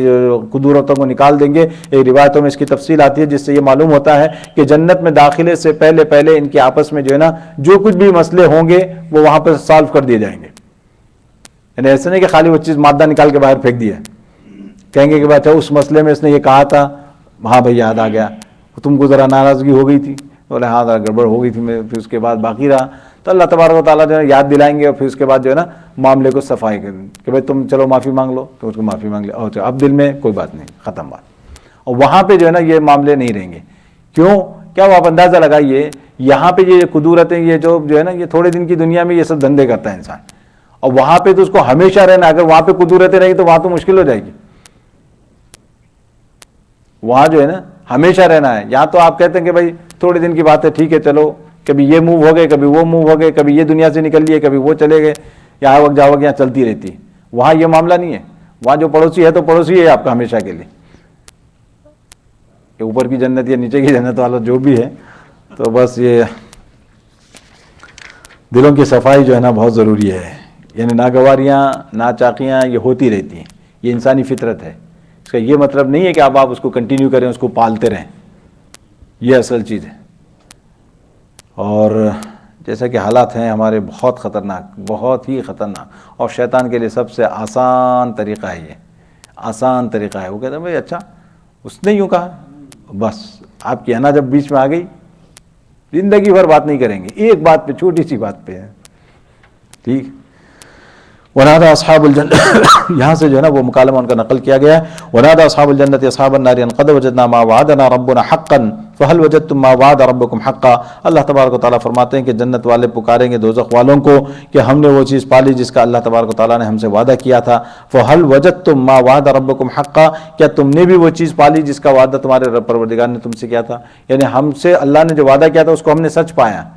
کیا تمہارے ساتھ بھی یہی معاملہ ہوا. قالوا نعم, وہ کہیں گے کہ ہاں. فاذن مؤذن بینهم لعنۃ اللہ علی الظالمین. اب یہ بات ہو رہی ہوگی کہ وہاں پہ جو ہے نا ایک پکارنے والا پکارے گا کہ آواز لگائے گا کہ بھائی چلو اللہ کی لعنت ہو ظالموں پر. اس کے بعد جو ہے نا ان کو وہاں سے الگ کر دیا جائے گا. الذین یصدون عن سبیل اللہ, فرماتے ہیں کہ جو اللہ کے راستے سے روکتے تھے لوگوں کو, ویبغونها عوجا, اور اس میں کجی ڈھونڈتے تھے, یعنی ٹیڑھا پن نکالتے تھے. یہ کجی ڈھونڈتے تھے کا مطلب یہ نہ سمجھے کہ صرف کافروں کا معاملہ. دیکھیں آپ اندازہ لگائیں, کجی ڈھونڈنا اسلام کے اندر یہ آج ہمارے اندر بھی آ گیا ہے. ڈھونڈ کے جو ہے نا ایسے مسئلے نکال کے جو ہے نا پوچھیں گے, اور پوچھنے کے بعد لوگوں کے سامنے جو ہے اس کا مذاق بھی اڑائیں گے کہ بھائی یہ مسئلہ ہے, اچھا شریعت یہ کہتی ہے تمہاری,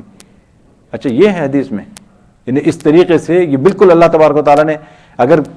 یہ ظالمین یا کافرین کا لفظ کافی تھا اللہ بتا دیتے, لیکن اللہ نے ان کی یہ صفت بیان کی ہے کہ ایسا نہ ہو کہ یہ صفت تمہارے اندر آئے اور تمہیں بھی جو ہے نا کفر کی طرف لے کے چلی جائے. کیونکہ یہ اتنا خطرناک موقع ہوتا ہے کہ اگر آدمی ایک جملے میں جو ہے نا اپنے ایمان سے حد ہو بیٹھا ہے, تو اس وجہ سے جو ہے نا بہت احتیاط کی ضرورت ہے کہ اللہ تبارک و تعالیٰ نے اس لیے فرمایا کہ الذین یصدون عن سبیل اللہ ویبغونها عوجا, اس میں جو ہے نا کجی ڈھونڈتے ہیں. وہم بالآخرۃ کافرون, اور اللہ فرماتے ہیں کہ یہ آخرت کے منکر تھے. اللہ فرماتے ہیں بینہما حجاب, ان کے دونوں کے درمیان جو ہے نا ایک دیوار آڑ ہو جائے گی, ایک دیوار بنا دی جائے گی ان دونوں کے درمیان. وعلی الاعراف رجال یعرفون کلا بسیماہم, یہاں پہ وہ بات آ گئی دیکھیے جس کا ہم نے ذکر کیا تھا شروع میں. سورہ اعراف کا مطلب یہ ہے کہ اعراف کس کو کہا جاتا ہے, جنت اور دوزخ کے بیچ میں ایک بہت بڑی دیوار ہے, اور یہ دیوار جو ہے نا بینہما بسور, اس کا ذکر آیا سورہ حدید میں. اللہ تبارک وہاں بھی فرماتے ہیں کہ بھائی جنت اور دوزخ کے درمیان میں ایک بہت بڑی دیوار ہے, اور اس دیوار کے اوپر جو ہے جو حصہ ہے, اوپر کا جو حصہ کہلاتا وہ ہے اعراف, اس کو کہا جاتا ہے اعراف. اتنی موٹی دیوار ہے, کیونکہ ویسے تو یہ اعراف اور یہ جو ہے نا اس کو کہا جاتا ہے جو شہر کے قلعے کو جو ہے, قلعے کی حصار بندی کے لیے جو چیز بنائی جاتی تھی, آپ نے دیکھا ہوگا, یاد ہوگا, تو قلعے کی جو دیواریں ہوتی تھی بہت موٹی ہوتی ہیں, اس کے اوپر فوج چلتی تھی. یعنی وہ ایک تو ان سے باہر والوں سے بچانے کے لیے, اور اوپر یہ بیٹھ کے اس کے مورچے بھی سنبھالتے تھے. تو اتنی جگہ ہوتی تھی کہ وہ لوگ پوری فوج کی فوج اوپر ہوتی تھی. تو اللہ تبارک و تعالیٰ نے جو دیوار بنائی ہے جنت اور دوزخ کے بیچ میں, وہ دیوار کا بھی یہی معاملہ ہے. اور وہاں جو معاملہ ہوگا اس دن اس کی تفصیل انشاءاللہ وہاں بھی آئے گی سورہ حدید میں. لیکن خلاصہ اس کا یہ ہے کہ بھائی اچانک جو ہے نا پھر اس کے بعد ایک اندھیری چھا جائے گی, اور ایسی اندھیری ہوگی کہ بھائی کسی کو کچھ نظر نہیں آ رہا ہوگا. اب اس اندھیری کے اندر آپ کو چلنا ہوگا, چلتے ہوئے جائے گا آدمی کدھر, اب جنت کی طرف جانا ہے آپ کو, اور جنت میں جانے کے لیے پل صراط پر سے گزرنا ہے, تو ہر ایک کو پل صراط پر سے جائے گا, ہر آدمی پل صراط کی طرف جا رہا ہوگا اندھیرے میں. اور جب اندھیرا ہوگا, اس اندھیرے کے اندر جب آدمی پل صراط کی طرف جا رہا ہوگا, تو کافروں کا تو معاملہ یہ ہوگا کہ وہ فوراً وہیں پہ گرا دیے جائیں گے, ان کو تو پتہ ہی نہیں چلے گا کہ ہو کیا رہا ہے اندھیرے میں اتنا کیوں. اب رہا معاملہ مسلمانوں کا, تو جو ایمان والا ہوگا وہ اپنے ایمان کے مطابق اس کے ساتھ لائٹ ہوگی, جتنا اس کا ایمان ہوگا اس کے حساب سے اس کی لائٹ ہوگی, اس لائٹ کی روشنی میں وہ اس سے وہ راہ کراس کرتا رہے گا. تو یہی وہ لائٹ ہوگی جس لائٹ کو دیکھ کر منافق پیچھے سے پکاریں گے, بھائی ٹھہرو ٹھہرو ٹھہرو, نقتبس من نورکم نقتبس من نورکم, کہ بھائی تمہاری لائٹ سے ہم بھی کچھ فائدہ اٹھا لیں, ذرا ٹھہر جاؤ ہمارے پیچھے. تو اس وقت مومن کہیں گے ان کو قیل ارجعوا وراءکم, بھاگو یہاں سے پیچھے, فالتمسوا نورا, جاؤ اپنا تم نور اپنا ڈھونڈو, یہاں پہ ہمارے نور سے فائدہ نہیں اٹھا سکتے تم. فالتمسوا نورا فضرب بینہم بسور لہ باب, اللہ تبارک تعالیٰ فرماتے ہیں پھر ان کے درمیان میں جو ہے نا ایک ایسی دیوار کھڑی کر دی جائے گی, اور اس کے لیے ایک دروازہ ہوگا, بسور لہ باب باطنہ فی الرحمہ وظاہر من قبل العذاب, اس دیوار کے ایک طرف اللہ کی رحمت ہوگی اور دوسری طرف اللہ کا عذاب ہوگا.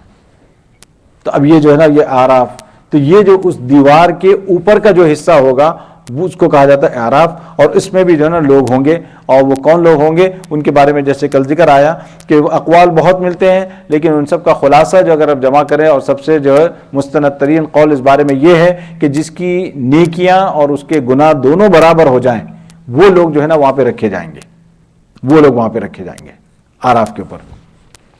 اب ان کا یہ ذکر آ رہا ہے، دیکھیے وبینہما حجاب، ان کے درمیان دیوار حائل ہو جائے گی، وعلی الاعراف رجال یعرفون کلا بسیماہم، اور آراف کے اوپر مرد ہوں گے کہ پہچان لیں گے ہر ایک کو اس کی نشانی سے، ہر ایک کو اس کی نشانی سے۔ یہاں پہ اللہ تبارک و تعالیٰ نے ان کے بارے میں ایک بات بیان فرمائی ہے کہ یہ جو آراف والے ہوں گے ہر ایک کو اس کی نشانی سے پہچان لیں گے، جہنم میں دیکھیں گے تب بھی پہچان لیں گے، ہاں اس کو میں جانتا تھا، یعنی یہ جو نا دنیا میں جانتا تھا کہ یہ دوزخی ہے، آپ اندازہ لگائیے۔ کلم بسیماہم، مفسرین نے یہاں پہ یہ بات بیان فرمائی، امام راضی فرماتے ہیں، بہت بڑے مفسر گزرے ہیں، کہتے ہیں کہ بھئی یہ مطلب یہ ہے، یعنی ایک عام آدمی بھی دنیا میں ہوگا، کسی دیکھ کے متقی آدمی کو دیکھ کے کہے گا بھئی یار یہ کیا کہتے ہیں، کوئی جنتی آدمی ہے، نیک آدمی، جو کہتے ہیں نا نیک آدمی ہے تو جنتی۔ اور اسی طریقے سے وہ جو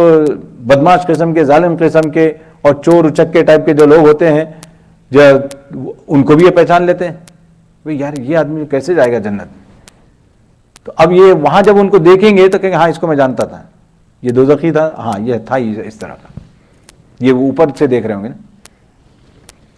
وَنَادَوْا أَصْحَابَ الْجَنَّةِ أَنْ سَلَامٌ عَلَيْكُمْ لَمْ يَدْخُلُوهَا وَهُمْ يَطْمَعُونَ، اور وہ پکاریں گے جنت والوں کو کہ سلامتی ہے تم پر، وہ ابھی جنت میں داخل نہیں ہوئے اور وہ امیدوار ہیں۔ اب آپ دیکھیں گے بیچ میں کھڑے ہوئے ہیں تو جنت والوں کو دیکھیں گے، جنت والوں کو دیکھ کر جو ہے نا پکاریں گے سلام علیکم، سلام، ذرا دوستی کرنے کی کوشش کریں گے کہ بھائی ذرا کچھ ہمارا بھی کام بن جائے، سلام کر رہے ہیں دور دور سے، تو سلام علیکم لم يدخلوها، ابھی وہ جنت میں داخل نہیں ہوئے لیکن ایک امیدوار ہیں کہ کاش کہ ہم بھی اس میں داخل ہو جاتے۔ وَإِذَا صُرِفَتْ أَبْصَارُهُمْ تِلْقَاءَ أَصْحَابِ النَّارِ، اور جب پھرے گی ان کی نگاہ دوزخ والوں کی طرف، قَالُوا رَبَّنَا لَا تَجْعَلْنَا مَعَ الْقَوْمِ الظَّالِمِينَ، تو کہیں گے ہمارے رب مت کر ہم کو گناہگار لوگوں کے ساتھ، یعنی جب وہ ادھر دیکھیں گے پھر اس کے بعد ادھر دیکھیں گے، جیسے میں نے آپ کو کہا کہ ان کو دونوں طرف ایکسس ہوگا کہ جنت کو بھی دیکھ سکتے ہیں، دوزخ کو بھی دیکھ سکتے ہیں، ادھر دیکھتے ہیں تو حسرت کرتے ہیں اور ادھر دیکھتے ہیں تو شکر کرتے ہیں کہ اللہ آپ کا شکر ہے کہ ادھر نہیں ہے یہ۔ ربنا لا تجعلنا مع القوم الظالمین، اس کے بعد فرماتے ہیں ونادى اصحاب الاعراف رجالا يعرفونهم بسيماهم قالوا ما اغنى عنكم جمعكم وما كنتم تستكبرون، اور پکاریں گے اعراف والے ان لوگوں کو کہ ان کو پہچانتے ہیں ان کی نشانی سے، کہیں گے کہ نہ کام آئی تمہاری جماعت تمہارے اور جو تم تکبر کیا کرتے تھے۔ اب آپ دیکھیں کہ جن کو یہ دنیا میں جانتے تھے اور ان کے بارے میں ان کو معلوم تھا ان کے کیا اقوال ہیں، ان کی کیا حرکتیں ہیں، کیا کیا انہوں نے جملے کہے تھے، وہ یاد آ جائیں گے وہاں پہ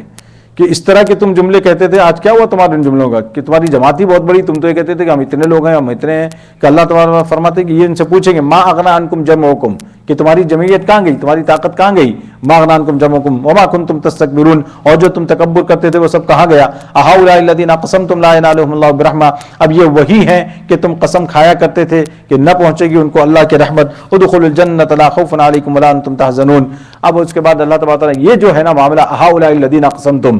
اس کے بارے میں جو ہے نا یہاں پہ ذرا اختلاف ہے مفسرین کا، یہ کس کا قول ہے، کس نے کہا، تو لیکن جو اکثریت کی رائے ہے وہ یہ کہ اب اللہ تبارک و تعالیٰ فرمائیں گے اصحاب اعراف کے بارے میں کہ یہ اصحاب الاعراف کے بارے میں تو تم یہ کہا کرتے تھے کہ یہ لوگ تو جنت میں جا ہی نہیں سکتے، یہ اللہ کی رحمت ان کو پہنچ ہی نہیں سکتی، لا ینالهم اللہ برحمہ، اللہ کی طرف سے حکم ہوگا ادخلوا الجنۃ لا خوف علیکم، اب ان کو بھی جو ہے نا جنت میں داخل کر دو، یعنی بالآخر جو اصحاب الاعراف ہوں گے وہ جنت میں داخل کر دیے جائیں گے۔ اللہ تبارک و تعالیٰ ان کو جنت میں پہنچانے کے ان کے ایمان کی برکت سے، ان کے ایمان کی وجہ سے، وہ صاحب ایمان تو تھے لیکن گناہ اور نیکیاں دونوں برابر ہو گئی تھی، اس وجہ سے اللہ تبارک و تعالیٰ نے ان کو بیچ میں رکھ دیا تھا۔ اب اس کے بعد اچھا یہ سب جو ہے نا یہاں پہ میں سب چھوڑ رہا ہوں، بعد میں آئے گا آپ کو دوسری صورتوں میں، سورہ صافات میں اور اسی طریقے سے سورہ طور میں بھی، کہ جب جو ہے نا وہاں پہ جب باتیں ہوں گی آپس میں، باتیں کرتے کرتے کہیں گے کہ بھائی ذرا دیکھتے ہیں کہ ایک میرا ایک دوست تھا رہتا تھا، کیا بات ہے، ذرا دیکھیں کہاں ہے، ادھر دیکھا نہیں نظر آیا، ادھر دیکھا ارے یہ تو ادھر ہے بھائی، اس کو رائٹ سائڈ کے بجائے لیفٹ سائڈ پہ پڑا ہوا ہے، تو اب وہ دیکھیں گے کہ بھائی یہ یہاں ہے، تو بالکل بیچوں بیچ جہنم میں ملے گا ان کو۔ فراہ فی سواء الجحیم قالت اللہ ان کدت تردین ولولا نعمت ربی لکنت من المحضرین۔ اب وہاں بات چیت ہوگی، مکالمہ ہوگا، بولے کہ بھائی ہاں یار میں تو بس، بولے یار تو میرے ساتھ رہتا تھا، یاد ہے تو ایسے ایسے جملے کہا کرتا تھا مجھے، دیکھ آج میری نماز کام آ گئی، آج میرا مسجد کو پہنچنا کام آ گیا، آج میرا جو ہے نا چھوٹے موٹے نیک کام کرنا کام آ گیا، اگر میں تیری باتیں سنتا اور تیرے ساتھ رہتا، پینے کھانے میں لگ جاتا یا الٹے سیدھے خیالات میرے بھی اگر تیری طرح بن جاتے تو میں بھی آج یہیں پہ اینڈ ہوتا۔ یہ سب جو ہے نا اللہ تعالیٰ نے مکالمہ نقل کیا تاکہ انسان جو ہے نا سوچے، اس کو ویژولائز کرے کہ دنیا کے اندر بھی یہی ہوتا ہے۔ دو دوستوں میں سے ایک دوست جیل میں پہنچ جائے تو کیا ہوتا ہے، جب ملنے جاتا ہوگا تو یہ دوسرا باہر سے، یعنی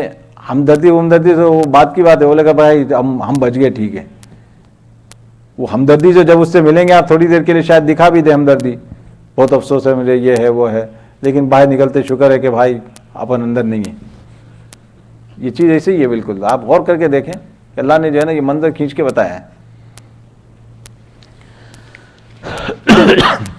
وَنَادَى أَصْحَابُ النَّارِ أَصْحَابَ الْجَنَّةِ نَفِيضُوا عَلَيْنَا مِنَ الْمَاءِ أَوْ مِمَّا رَزَقَكُمُ اللَّهُ، اور دوزخ والے جنت والوں کو پکاریں گے اور یہ کہیں گے کہ بھئی ہم پر تھوڑا سا پانی بہا دو، کم از کم کچھ پانی پی لیں، ہم پر کچھ پانی بہا دو. أَوْ مِمَّا رَزَقَكُمُ اللَّهُ، یا اللہ تبارک و تعالیٰ نے جو تمہیں کھانے کے لیے دیا ہے اس میں سے ہمیں کچھ دے دو. یعنی جیسے اتنی پیاس لگے گی اور اتنی بھوک لگے گی ان کو، اللہ تبارک و تعالیٰ نے جیسے کہ جو ہے نا سورہ غاشیہ کے اندر بھی ذکر آئے گا کہ لیس لہم طعام، یعنی کھانے کو اتنی بھوک لگے گی، کھائیں گے تو بھوک مرے گی نہیں، کانٹے دیے جائیں گے کھانے کے لیے. اور جب پانی مانگیں گے تو گرم گرم کھولتا ہوا پانی دیا جائے گا، اور ایسا پانی کہ جب وہ پینے کے لیے لے کے جائیں گے اپنے ہونٹوں تک، اس کی تپش کی وجہ سے اور اس کی بھاپ کی وجہ سے جو ہے نا ہونٹ سوج جائیں گے، آدمی کے ہونٹ سوج جائیں گے. ابھی تو اس نے منہ کو لگایا بھی نہیں ہوگا پیالہ، اور جب اتنی پیاس لگے گی کہ وہ سب کچھ برداشت کرتے ہوئے جب اس کو پیے گا تو اس کی آنتوں کو کاٹتے ہوئے جو ہے نا پانی باہر نکل آئے گا. یعنی عجیب منظر ہے. اللہ تبارک تعالیٰ فرماتے ہیں کہ وہ یہاں پہ تمنا کریں گے، قالوا ان اللہ حرمہما علی الکافرین. اللہ تبارک تعالیٰ فرماتے ہیں کہ بھئی وہ اس وقت جنتی یہ جواب دیں گے کیا، اب ان کو کوئی پرواہ نہیں ہے، اب ان کا خاتمہ ہو گیا، سب ہو گیا، فیصلہ ہو چکا، جنت والے جنت میں اب تو عیش کریں گے. تو اب وہ کہیں گے ان اللہ حرمہما علی الکافرین، اللہ تبارک و تعالیٰ نے اس کو کافروں پر حرام قرار دے دیا ہے. الذین اتخذوا دینہم لہوا ولعبا وغرتہم الحیاۃ الدنیا. اللہ تبارک و تعالیٰ فرماتے ہیں کہ کافر کون کافر، کیسے کافر، کہ جنہوں نے اپنے دین کو کھیل تماشا بنا دیا تھا، جنہوں نے اپنے دین کو کھیل تماشا بنایا تھا. دیکھیے دوبارہ اللہ تبارک و تعالیٰ یہاں پہ دوسرے انداز میں اس کی بات بیان فرما رہے ہیں. اس کو بار بار غور کرنے کی ضرورت ہے. جس طریقے سے آج ہم جو ہے نا اس کا مذاق بناتے ہیں، کسی طرح سے جو ہے نا، یا تو ہم کبھی جو ہے نا اللہ کا ہی مذاق اڑا رہے ہیں، کبھی تو قرآن کا مذاق اڑا رہے ہیں، کبھی تو جو ہے نا نیک لوگوں کا مذاق اڑا رہے ہیں. نیک لوگوں کا مذاق اڑانا یہ بھی اسی میں آتا ہے. کیوں کہ یا اللہ سے جو چیز کنیکٹڈ ہے اس کا اگر آپ مذاق اڑائیں گے تو ساری کی ساری چیزیں وہیں جا کے اینڈ ہوتی ہیں. اس لیے اللہ فرماتے ہیں کہ الذین اتخذوا دینہم لہوا ولعبا وغرتہم الحیاۃ الدنیا، اور دنیاوی زندگی نے انہیں دھوکے میں ڈالا ہوا تھا. دنیاوی زندگی میں نے دھوکے میں ڈالا ہوا تھا. دنیاوی زندگی نے دھوکے میں ڈالا ہوا تھا یعنی جب انسان کے پاس ہر چیز آ جاتی ہے، ہر چیز اس کو میسر ہے، صحت عافیت اللہ نے عطا فرمائی ہوئی ہے، مال و دولت بھی ہے، اور کوئی ایسی پریشانی ظاہر میں انسان کی نہیں ہے، تو انسان جو ہے نا یہاں پہ کہتا ہے بھئی اس سے بڑھ کے کون سی زندگی. اور بہت سی مرتبہ کیا ہوتا ہے کہ انسان زبان سے نہ کہے لیکن اس کا عمل یہ بتاتا ہے کہ بھئی نماز روزے کرتے رہیں آپ لوگ. جب آدمی کو جب ایک لیول تک پہنچ جاتا ہے تو وہ یہ ہو جاتا ہے. اور اس کو جب کہا جائے کہ بھئی یہ چیز حرام ہے، یہ چیز اللہ نے منع کی ہے، ٹھیک ہے اپنے پاس رہنے دیں. اور بعض مرتبہ کہ بھئی مجھے نہ بتائیں، آپ اپنا عمل کریں، ہمیں بتانے کی ضرورت نہیں. یہی جملے وہ میں بتا رہا ہوں کہ کس طریقے سے دنیاوی زندگی آپ کو دھوکے میں ڈالتی ہے. ان میں سے کچھ چیزیں میں آپ کے سامنے ذکر کر رہا ہوں. ورنہ آپ یہ سمجھیں گے کہ بھئی دنیا زندگی کیسے دھوکہ دیتی ہے انسان کو. اس کو الگ سے کوئی چیز نہ سمجھے. ہماری جو ڈیلی لائف ہے، جو ڈیلی لائف میں جو چیزیں ہوتی ہیں، جو جملے ہم کہتے ہیں، جو جملے ہمارے کانوں میں پڑتے ہیں، وہی چیزیں ہیں یہ سب. اللہ تبارک و تعالیٰ نے جس کو بیان کیا یہ اسی کی تشریح ہے جو ہم دیکھتے ہیں ہمارے ساتھ. وغرتهم الحیات الدنیا. اللہ فرماتے ہیں فَالْيَوْمَ نَنْسَاهُمْ كَمَا نَسُوا لِقَاءَ يَوْمِهِمْ هَذَا وَمَا كَانُوا بِآيَاتِنَا يَجْحَدُونَ. اللہ تبارک و تعالیٰ فرماتے ہیں کہ آج ہم کو بھلا دیں گے جیسے کہ انہوں نے آج کے دن کی ملاقات کو بھلا دیا تھا. اللہ فرماتے ہیں کہ وہ کتنی فریاد کریں اب ان کی فریاد نہیں سنی جائے گی. چیخیں گے، چلائیں گے، فریاد کریں گے، ان کی کچھ نہیں سنی جائے گی. کیوں؟ انہوں نے بھی آج کے دن کو بھلا دیا تھا، کوئی تیاری نہیں کی تھی. لقاء یوم ھذا وما کان. اس کے بعد اللہ فرماتے ہیں کہ جیسے کہ وہ ہماری آیتوں کا انکار کیا کرتے تھے. اللہ اکبر کبیرہ. آگے جو ہے نا یہ دیکھیں، اس کے بعد اگلی آیت میں اللہ فرماتے ہیں هل ينظرون الا تأویلہ، کہ اب یہ اسی کے منتظر ہے کہ اس کا مضمون ظاہر ہو جائے. یوم یأتی تأویلہ یقول الذین نسوہ من قبل قد جاءت رسل ربنا بالحق. اس دن وہ جس دن یہ ظاہر ہو جائے گا اس کا مضمون، وہ کہنے لگیں گے وہ لوگ جس کو یہ بھول رہے تھے پہلے سے کہ بے شک ہم ایمان قد جاءت رسل ربنا بالحق، ہمارے پاس اللہ کے رسول جو ہے نا سچی بات لے کر آئے تھے. فَهَلْ لَنَا مِن شُفَعَاء، سو اب کوئی ہماری سفارش والے ہیں. فَيَشْفَعُوا لَنَا، تو ہماری سفارش کریں. اَوْ نُرَدُّ فَنَعْمَلَ غَيْرَ الَّذِي كُنَّا نَعْمَلْ، یا ہم لوٹا دیے جائیں تو ہم عمل کریں اس عمل کے خلاف جو ہم کرتے تھے. یعنی اللہ تبارک تعالیٰ فرماتے ہیں کہ بھئی وہاں پہ جو ہے نا اب ان کو احساس ہوگا، وہ سب کچھ باتیں ہوں گی، قرآن یاد آ جائے گا، وہ مضمون یاد آ جائے گا، وہ جو ان کو سمجھائی گئی تھی باتیں وہ ساری یاد آ جائیں گی. اور اس وقت اعتراف کریں گے کہ باہر رسول تو آئے تھے سچی سچی باتیں لے کر کہ کاش کہ آج ہماری کوئی سفارش کر دے. اور اس کے بعد یا کہیں گے او نرد فنعمل غیر الذی کنا نعمل، یا یہ ہمیں دنیا میں بھیج دیا جائے تاکہ جو ہے نا اب ہم جو ہے نا اچھے اچھے عمل کر کے نیک بن کے اب اللہ کے پاس آئیں دوبارہ. یہ قد خسروا انفسهم وضل عنهم ما كانوا يفترون، اللہ فرماتے ہیں کہ بے شک یہ تباہ کر دیے گئے اور گم ہو گئے، اب ان کا معاملہ ختم. اب یہاں پہ ان کا جو ہے نا اب یہ چانس ان کو اللہ تبارک و تعالیٰ نے دنیا میں دیا تھا، لیکن اب یہ ان کا چانس ان کے اوپر ختم ہو گیا. اب اس کے بعد آگے فرمایا ان ربکم اللہ الذی خلق السماوات والارض فی ستۃ ایام ثم استوى علی العرش، بے شک تمہارا رب اللہ ہے جس نے پیدا کیا آسمان اور زمین 6 دن میں، پھر قرار پکڑا عرش پر. یہ جو ہے نا اللہ تبارک و تعالیٰ نے یہاں پہ جو ہے نا کچھ چیزیں بیان فرمائی ہے کہ یہ جس طریقے سے ہم نے اتنا محکم نظام بنایا ہے، یہ پورا گیلیکسیز کا یہ سارا جو نظام ہے آسمان زمین کا، رات و دن کا نکلنا، یہ چاروں کا ستاروں صبح ہونا شام ہونا، یہ اتنا زبردست نظام ہے کہ آدمی جتنا اس کے اندر غور کرتا جائے، جتنا اس کے اندر آدمی ڈیپ ہوتا جائے، اتنی زیادہ اللہ کی قدرت اس کو نظر آتی ہے کہ کیسے اللہ تبارک و تعالیٰ نے گریوٹی پہ اس کو قائم رکھا ہے، کیسی اسپیڈ سے دنیا گھوم رہی ہے، کیسی اسپیڈ سے کیا ہو رہا ہے. یہ ساری چیزیں ذرا سی بھی اگر بال برابر بھی اس میں آگے پیچھے ہو جائیں تو دیکھیں کیسی تباہی آتی ہے نظام کے اندر. ایون جو سمندر کا پانی ہے کس لیول پہ ہے اور کیسا ہے، اللہ نے کتنا اس کو رکھا ہے، ساری چیزیں ایک دوسرے سے مربوط ہیں، ایک دوسرے سے ملی ہوئی ہیں. بڑی عجیب دنیا ہے. تو اللہ فرماتے ہیں ربکم اللہ الذی خلق السماوات والارض فی ستۃ ایام، یہاں پہ اللہ نے فرما دیا کہ 6 دن میں ہم نے یہ چیزیں پیدا کی ہیں. یہ 6 دن سے مراد آپ کے ہمارے 6 دن نہیں ہے 24 گھنٹے والے کہ سورج ادھر سے ادھر نکل گیا تو ایک دن گزر گیا، یہ والا وہ مراد نہیں ہے کہ اللہ نے جب وہ تھے ہی نہیں ان کو جب ان کو پیدا کیا، یہ 24 گھنٹے وغیرہ والا معاملہ نظام کچھ تھا ہی نہیں. اللہ فرماتے ہم نے ان سب کو ملا کے جو ہے نا 6 دن میں پیدا کیا. اب یہ 6 دن سے کون سے 6 دن مراد ہے اس کی جو ہے نا ہمیں یہاں پہ کوئی اطلاع نہیں دی گئی ہے، لیکن یہ کہ جیسا کہ وہاں کی جو دنیا ہے، وہاں کی دنیا کو اگر آپ دیکھیں تو 2 جگہ قیامت کا تذکر آتا ہے جس میں اللہ تبارک تعالیٰ فرماتے ہیں، ایک جگہ یہ فرماتے ہیں کہ وہاں کا ایک دن ہمارے اپنے حساب کے 1000 سال کے مطابق ہوگا، اور دوسری روایت آتی ہے کہ وہاں کا ایک دن ہمارے یہاں کے 50,000 سال کے برابر ہوگا. یہ دونوں ہیں، دونوں چیزیں آتی ہیں. تو اب یہ اس میں بھی پھر جو ہے نا اندازہ لگا لیں. اب اس کے حساب سے اگر اللہ تبارک تعالیٰ نے 6 دن لگائے ہیں تو وہ 6 دن میں کتنا عرصہ ہوگا کہ مادہ بنا کے چھوڑ دیا اب اس کو جو ہے نا گلنے سڑنے کے لیے، پھر اس کے بعد اس میں سے جو ہے نا اس کے اندر مضبوطی آئے. ایک زمانہ ہوتا تھا، آپ کو یاد ہوگا کہ سیمنٹ وغیرہ کا جو معاملہ ہوتا تھا، سیمنٹ سے پہلے ایک زمانہ ہوتا تھا گچ کا، جس کو گچ کہا جاتا ہے. گچ کا پتہ نہیں آپ لوگوں نے کبھی دیکھا نہیں، مجھے نیچے کر رہا ہے. یہ گچ کا جو ہے نا ہاں گچ کا جو جیسے جو پہلے جو تعمیرات ہوتی تھی وہ گچ کہلاتی تھی. جیسے مثال کے طور پر آپ ہمارا 4 مینار دیکھا کسی نے؟ ہاں، چونے سے جو بنتا ہے، چونا اور اس میں اور کچھ چیز ملاتے ہیں. ہاں، تو اس کو نہیں ہم نے بھی دیکھا بچپن میں. اگر آپ تھوڑی دیر اس میں اپنی تھوڑی دیر کے لیے ہاتھ رکھیں اس میں آپ کے جو ہے نا سوراخ پڑ جاتے ہیں ہاتھ میں. ہاں، تھوڑی دیر آپ زیادہ اس میں ہاتھ رکھ دیں آپ کو معلوم ہوگا کہ بھائی وہ ڈیپینڈ کرتا ہے، کیونکہ اس کو جو ہے نا اس کو ملا کے مکس کر کے چھوڑ دیا جاتا تھا. تو جتنا وہ لمبا وہ مکس ہوگا اتنا زیادہ مضبوطی اس کے اندر آتی تھی. تو یہ جو پرانی تعمیرات ہے، یہ جو 4 مینار جو کھڑا ہوا ہے، قطب مینار، یہ وہ سب یہ وہی ہے، اسی ٹائپ کے گچ سے بنے ہوئے. 400 سال ہو گئے ابھی تک جو ہے. تو خیر یہاں جو اللہ تبارک و تعالیٰ فرماتے ہیں کہ یہ 6 دن جو ہے نا اللہ تبارک و تعالیٰ نے 6 دن کے اندر ہی بنایا. اور وہاں پہ حامیم سجدہ کے اندر جا کر ہمیں پتہ چلے گا کہ اللہ تبارک و تعالیٰ نے 2 دن میں کیا بنایا، 4 دن میں کیا بنایا، پوری وہاں پہ تفصیل آئے گی. اس میں تفصیل اللہ نے بیان کی ہے. جی تفصیل آتی ہے کہ بھائی کس میں کون سے میں کیا بنا ہے، پہاڑ کب بنے اور یہ اس طرح سے. تو اس کے اللہ تبارک تعالیٰ نے وہاں پہ بات بیان فرمائی ہے. تو یہاں 6 دن جو ہے نا اس کو یاد رکھ لیں. اور 6 دن کے بعد جو ہے نا خدا کے واسطے یہ نہ سمجھ لیں کہ بھائی 7واں دن جو ہے نا آرام کر لیے، ریلیکس کے لیے ہے کہ اللہ تعالیٰ تھک گئے تھے نعوذ باللہ، یہ بات نہیں ہے.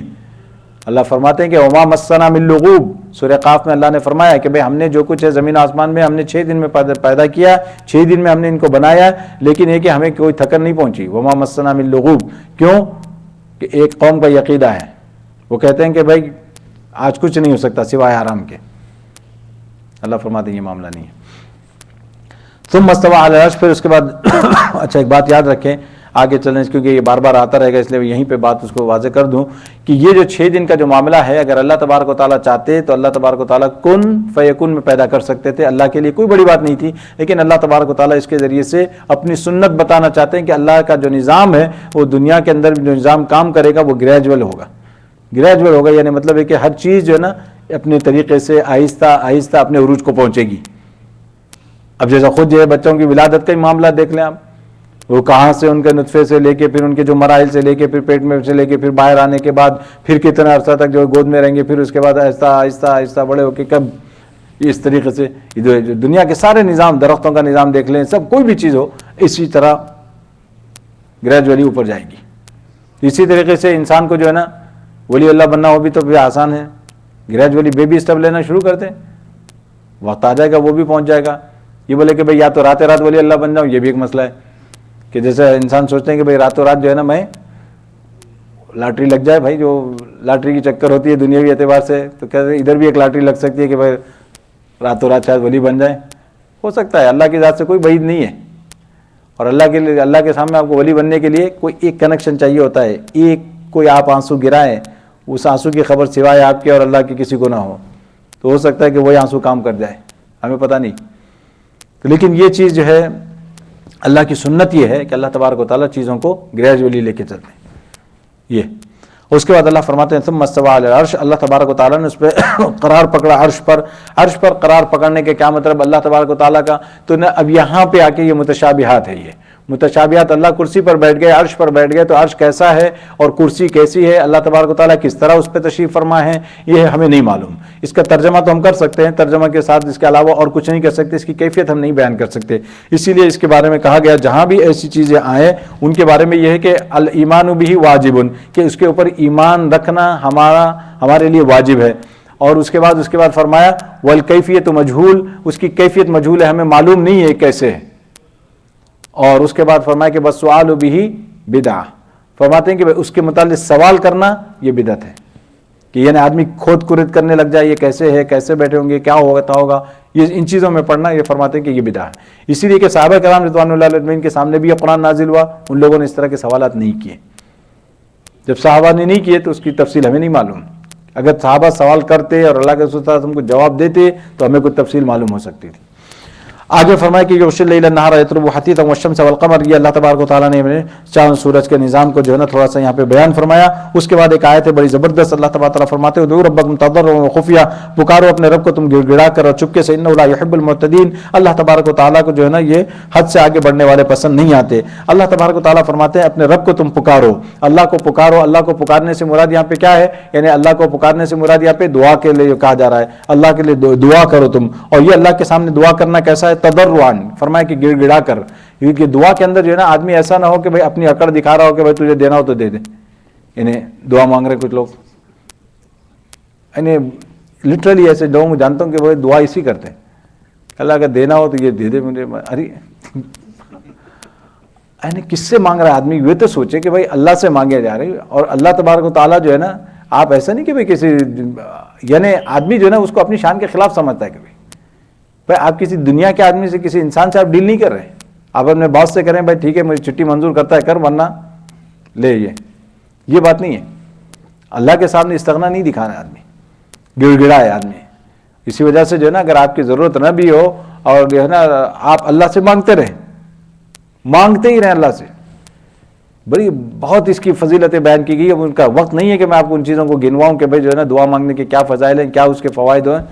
تو جو ہے نا اس طرح سے گڑ گڑا کر مانگتا رہے۔ اور دوسری چیز فرمائیں کہ خفیہ کا کیا مطلب ہے؟ چپکے چپکے، آہستہ آہستہ، اپنے دل سے مانگے۔ اور یہ جو دوسری بات یہاں پہ جو ہے نا ادعوا ربکم کے اندر دوسری چیز ایک بیان فرمائی، ایک تو یہ دعا مانگنے کے بارے میں، اور دوسرے بعد مفسرین نے یہاں پہ ایک دوسرا پہلو بھی اس کا اختیار کیا۔ ادعوا ربکم کا مطلب یہ ہے کہ اللہ کا ذکر مراد ہے، اللہ کو پکارو، یعنی اللہ کا ذکر کیسے ہو؟ گڑ گڑاتے ہوئے، یعنی دل سے ہونا چاہیے اللہ کا ذکر۔ اللہ کا ذکر دل سے ہو کا مطلب جب آپ ذکر کر رہے ہو تو آپ کا ذکر بھی اس کے ساتھ شامل ہو، یہ نہیں کہ صرف آپ کی زبان چل رہی ہے اور دل کو آپ کو پتہ ہی نہیں کہ ہو کیا رہا ہے۔ جیسا کہ آج کل ہماری دعائیں ہیں، امام دعا پڑھتا ہے آمین آمین، وہ بیچارہ کچھ بھی کہے آمین، کیونکہ عربی میں ہے سب، ہمیں تو وہ یہی معاملہ ہمارا، لا الہ الا اللہ۔ یہ جو ہے، اور اس کے بعد اللہ تبارک و تعالیٰ فرماتے ہیں وہ خفیہ، اس کے اندر بھی اللہ کا جب ذکر کرتا ہو آدمی، اللہ کا ذکر کرنے میں بھی خفیہ ذکر کرے، تو اس سے وہ مراد نہیں ہے کہ آپ زور سے ذکر نہیں کر سکتے، یا وہ بات نہیں بیان کی جا رہی ہے۔ یہاں جو ہے نا ذکر جب اللہ کا کیا جاتا ہے تو اللہ کا ذکر آپ اونچی آواز سے بھی کر سکتے ہیں، جیسا کہ سیدنا عمر سیدنا ابو بکر کے بارے میں جو بات آتی ہے کہ جس کے بارے میں جو ہمیں معلوم ہے کہ دونوں حضرات جو ہے نا قرآن کی تلاوت کر رہے تھے، اللہ کے رسول صلی اللہ علیہ وسلم نے دونوں کو سنا، پھر دوسرے دن جو ہے نا آپ نے فرمایا کہ بھائی ابو بکر تم کو ذرا آہستہ، تم بہت آہستہ تلاوت کر رہے ہو، ذرا اونچی آواز سے کرو۔ حضرت عمر سے فرمایا تمہاری آواز بہت اونچی ہے، اس کو ذرا آہستہ کر دو۔ تو یہ جو ہے نا یہ چیز معلوم ہوئی کہ آپ ذکر اونچی آواز سے کر سکتے ہیں اللہ کو، یہاں وہ مراد نہیں ہے، مطلب یہ کہ خفیہ سے مراد یہ ہے کہ اس میں جو ہے نا ریا کا اندیشہ نہ ہو، ریا کاری کا اندیشہ نہیں ہوتا، اس وجہ سے آپ اپنے طور پر اس کو یہ کریں، انہ لا یحب المعتدین ولا تفسدوا فی الارض بعد اصلاحها، اور فرماتے ہیں کہ بھائی دیکھو خرابی مت ڈالو زمین میں اس کی اصلاح کے بعد۔ اس کی اصلاح کے بعد کا مطلب یہ ہے کہ اللہ تبارک و تعالیٰ نے زمین کے اندر جو ہے نا اصل تو اصلاح رکھی ہے ہر چیز کے اندر، دیکھے کیونکہ فساد کہاں آتا ہے؟ انسان اپنے عمل کے ذریعے سے یہاں فساد پیدا کرتا ہے، ورنہ ہر چیز ویسے اپنے طور پر پرامن ہے۔ جہاں انسان کے جو اعمال آئیں گے، جہاں انسان کی جو ہے نا حرکتیں شروع ہوں گی، کیونکہ انسان کے اپنے اعمال کی وجہ سے اوپر سے فیصلے آتے ہیں، جیسے اس کے اعمال ہوں گے انسان کے ویسے فیصلے اوپر سے آئیں گے۔ تو اللہ فرماتے ہیں کہ تم اپنی حرکتیں سیدھی رکھو تاکہ اللہ کے فیصلے بھی صحیح صحیح تمہارے حق میں آئیں۔ اور اس کے بعد فرمایا کہ وَادْعُوهُ خوفا وطمعا، اللہ تبارک و تعالیٰ فرماتے ہیں پکارو اس کو ڈرتے ہوئے اور توقع کے ساتھ۔ اب دیکھیں یہ وَادْعُوهُ خوفا وطمعا ایک اور چیز اللہ نے یہاں بیان فرما دی کہ اگر تم دعا کے معنی میں اس کو لیتے ہیں کہ اللہ کو جو ہے نا دعا کرو اللہ تبارک و تعالیٰ سے کس طرح سے؟ خوف کے ساتھ، ڈرتے ہوئے، پتہ نہیں کہ یہ دعا قبول ہوگی کہ نہیں ہوگی، اور وطمعا امید کرتے ہوئے اللہ سے کہ بھائی اللہ ضرور قبول فرمائیں گے، دونوں ہی ہونی چاہیے، ڈر بھی لگا رہے کہ پتہ نہیں اللہ قبول فرمائیں گے کہ نہیں، اور اسی کے ساتھ ساتھ امید بھی ہو کہ اللہ اس کو ضرور قبول فرمائیں گے، وَادْعُوهُ خوفا وطمعا۔ اور اگر یہاں پہ آپ یہ دعا کو جو ہے نا یہاں پہ اللہ کی عبادت مراد لیں تو وہی بات ہے کہ جب اللہ کی عبادت مراد لیں گے یا اللہ کا ذکر مراد لیں گے تو اللہ کا ذکر، اللہ کی عبادت کرتے ہوئے ہمیں یہ چیزیں سوچنی چاہیے کہ بھائی اللہ کا خوف، اللہ سے امید دونوں ضروری ہے۔ اسی وجہ سے جو کہا ہے نا الایمان بین الخوف والرجا، کہ ایمان جو ہے خوف اور رجا یعنی امید کے بیچ کی چیز ہے۔ پورا خوف، ایک دم خوف آ جائے انسان کے اوپر تو انسان معطل ہو کے رہ جاتا ہے، اور بہت زیادہ ایک دم امید بن جائے تو بھی معاملہ بیکار ہو جاتا ہے، آدمی کسی کام کا نہیں رہتا۔ تو اس لیے فرماتے ہیں کہ دونوں چیزیں رہے۔ اس کے اگر آپ دوسرے انداز میں مختصر لفظوں میں اگر آپ اس کو جو ہے نا تعبیر کرنا چاہے تو آپ یوں کہہ سکتے ہیں کہ بھائی کرتا جا ڈرتا جا، کرتے رہیے ڈرتے رہیے، بس یہ والی بات ہے۔ یعنی کرنا بھی ہے، عمل سے رکنا نہیں ہے، لیکن یہ کہ ڈرتے بھی رہنا اللہ سے۔ یہ تو جو عمل جو کر رہا ہے انسان وہ ہے امید کہ اللہ اس کو قبول کر لیں گے انشاءاللہ۔ جیسی بھی نماز ہے، جیسی بھی دعا ہے، جیسا بھی ذکر ہے، ہمارے جیسے بھی ٹوٹے پھوٹے عبادتیں ہیں، اللہ اس کو قبول فرما لیں گے۔ یہ ڈرتا بھی رہے کہ بھائی اللہ پتہ نہیں قبول ہوگی کہ نہیں ہوگی، اس لیے اس کو جو ہے نا اچھے سے اچھی بنانے کی بھی کوشش کرتا رہے۔ ان رحمت اللہ قریب من المحسنین، بے شک اللہ کی رحمت بالکل قریب ہے نیکوکاروں کے، نیک لوگوں کے، کیونکہ اللہ تبارک و تعالیٰ جو ہے نا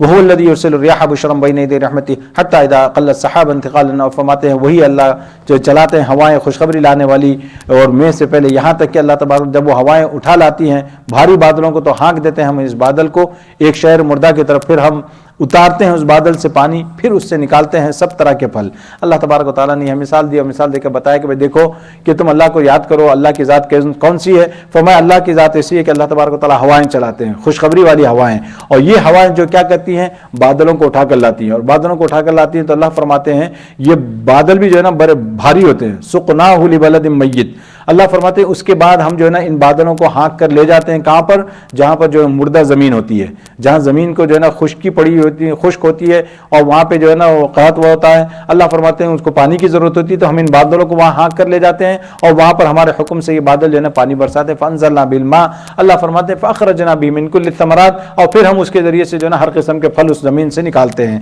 كذلك نخرج الموتى، اللہ فرماتے ہیں کہ یہ سب بتانے کا مقصد کیا ہے؟ اسی طریقے سے ہم تمہیں بھی زندہ کریں گے، اسی طریقے سے تمہیں بھی زندہ کریں گے کہ یہ مردہ زمین تھی، کل تک زمین یہ مردہ تھی، اس کو ہم نے آج پانی برسا کر زندہ کر دیا، اسی طریقے سے ہم تمام انسانوں کو بھی زندہ کریں گے۔ بار بار یہ لوگ پوچھتے تھے، اور یہ مکی صورت ہے تو اللہ تبارک و تعالیٰ نے اس کا رپلائی کیا ہے کہ بھئی دیکھو ہم اسی طرح زندہ کرتے ہیں جس طرح سے ہم نے اس مردہ زمین کو زندہ کیا، لعلکم تذکرون، تاکہ تم غور کرو، والبلد الطیب یخرج نباتہ باذن ربہ۔ اب اس کے بعد جو ہے نا یہ رکوع، اگلا رکوع شروع ہو رہا ہے، اب رکوع سے جو ہے نا یہاں سے لے کر آپ کو جو ہے نا خوب لمبے جو ہے نا واقعات ملیں گے، پیغمبروں کے واقعات۔ اب آگے گاڑی ذرا انشاءاللہ،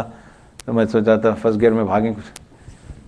کچھ تھرڈ گیئر میں گاڑی تیز چلتی ہے نا، اچھا۔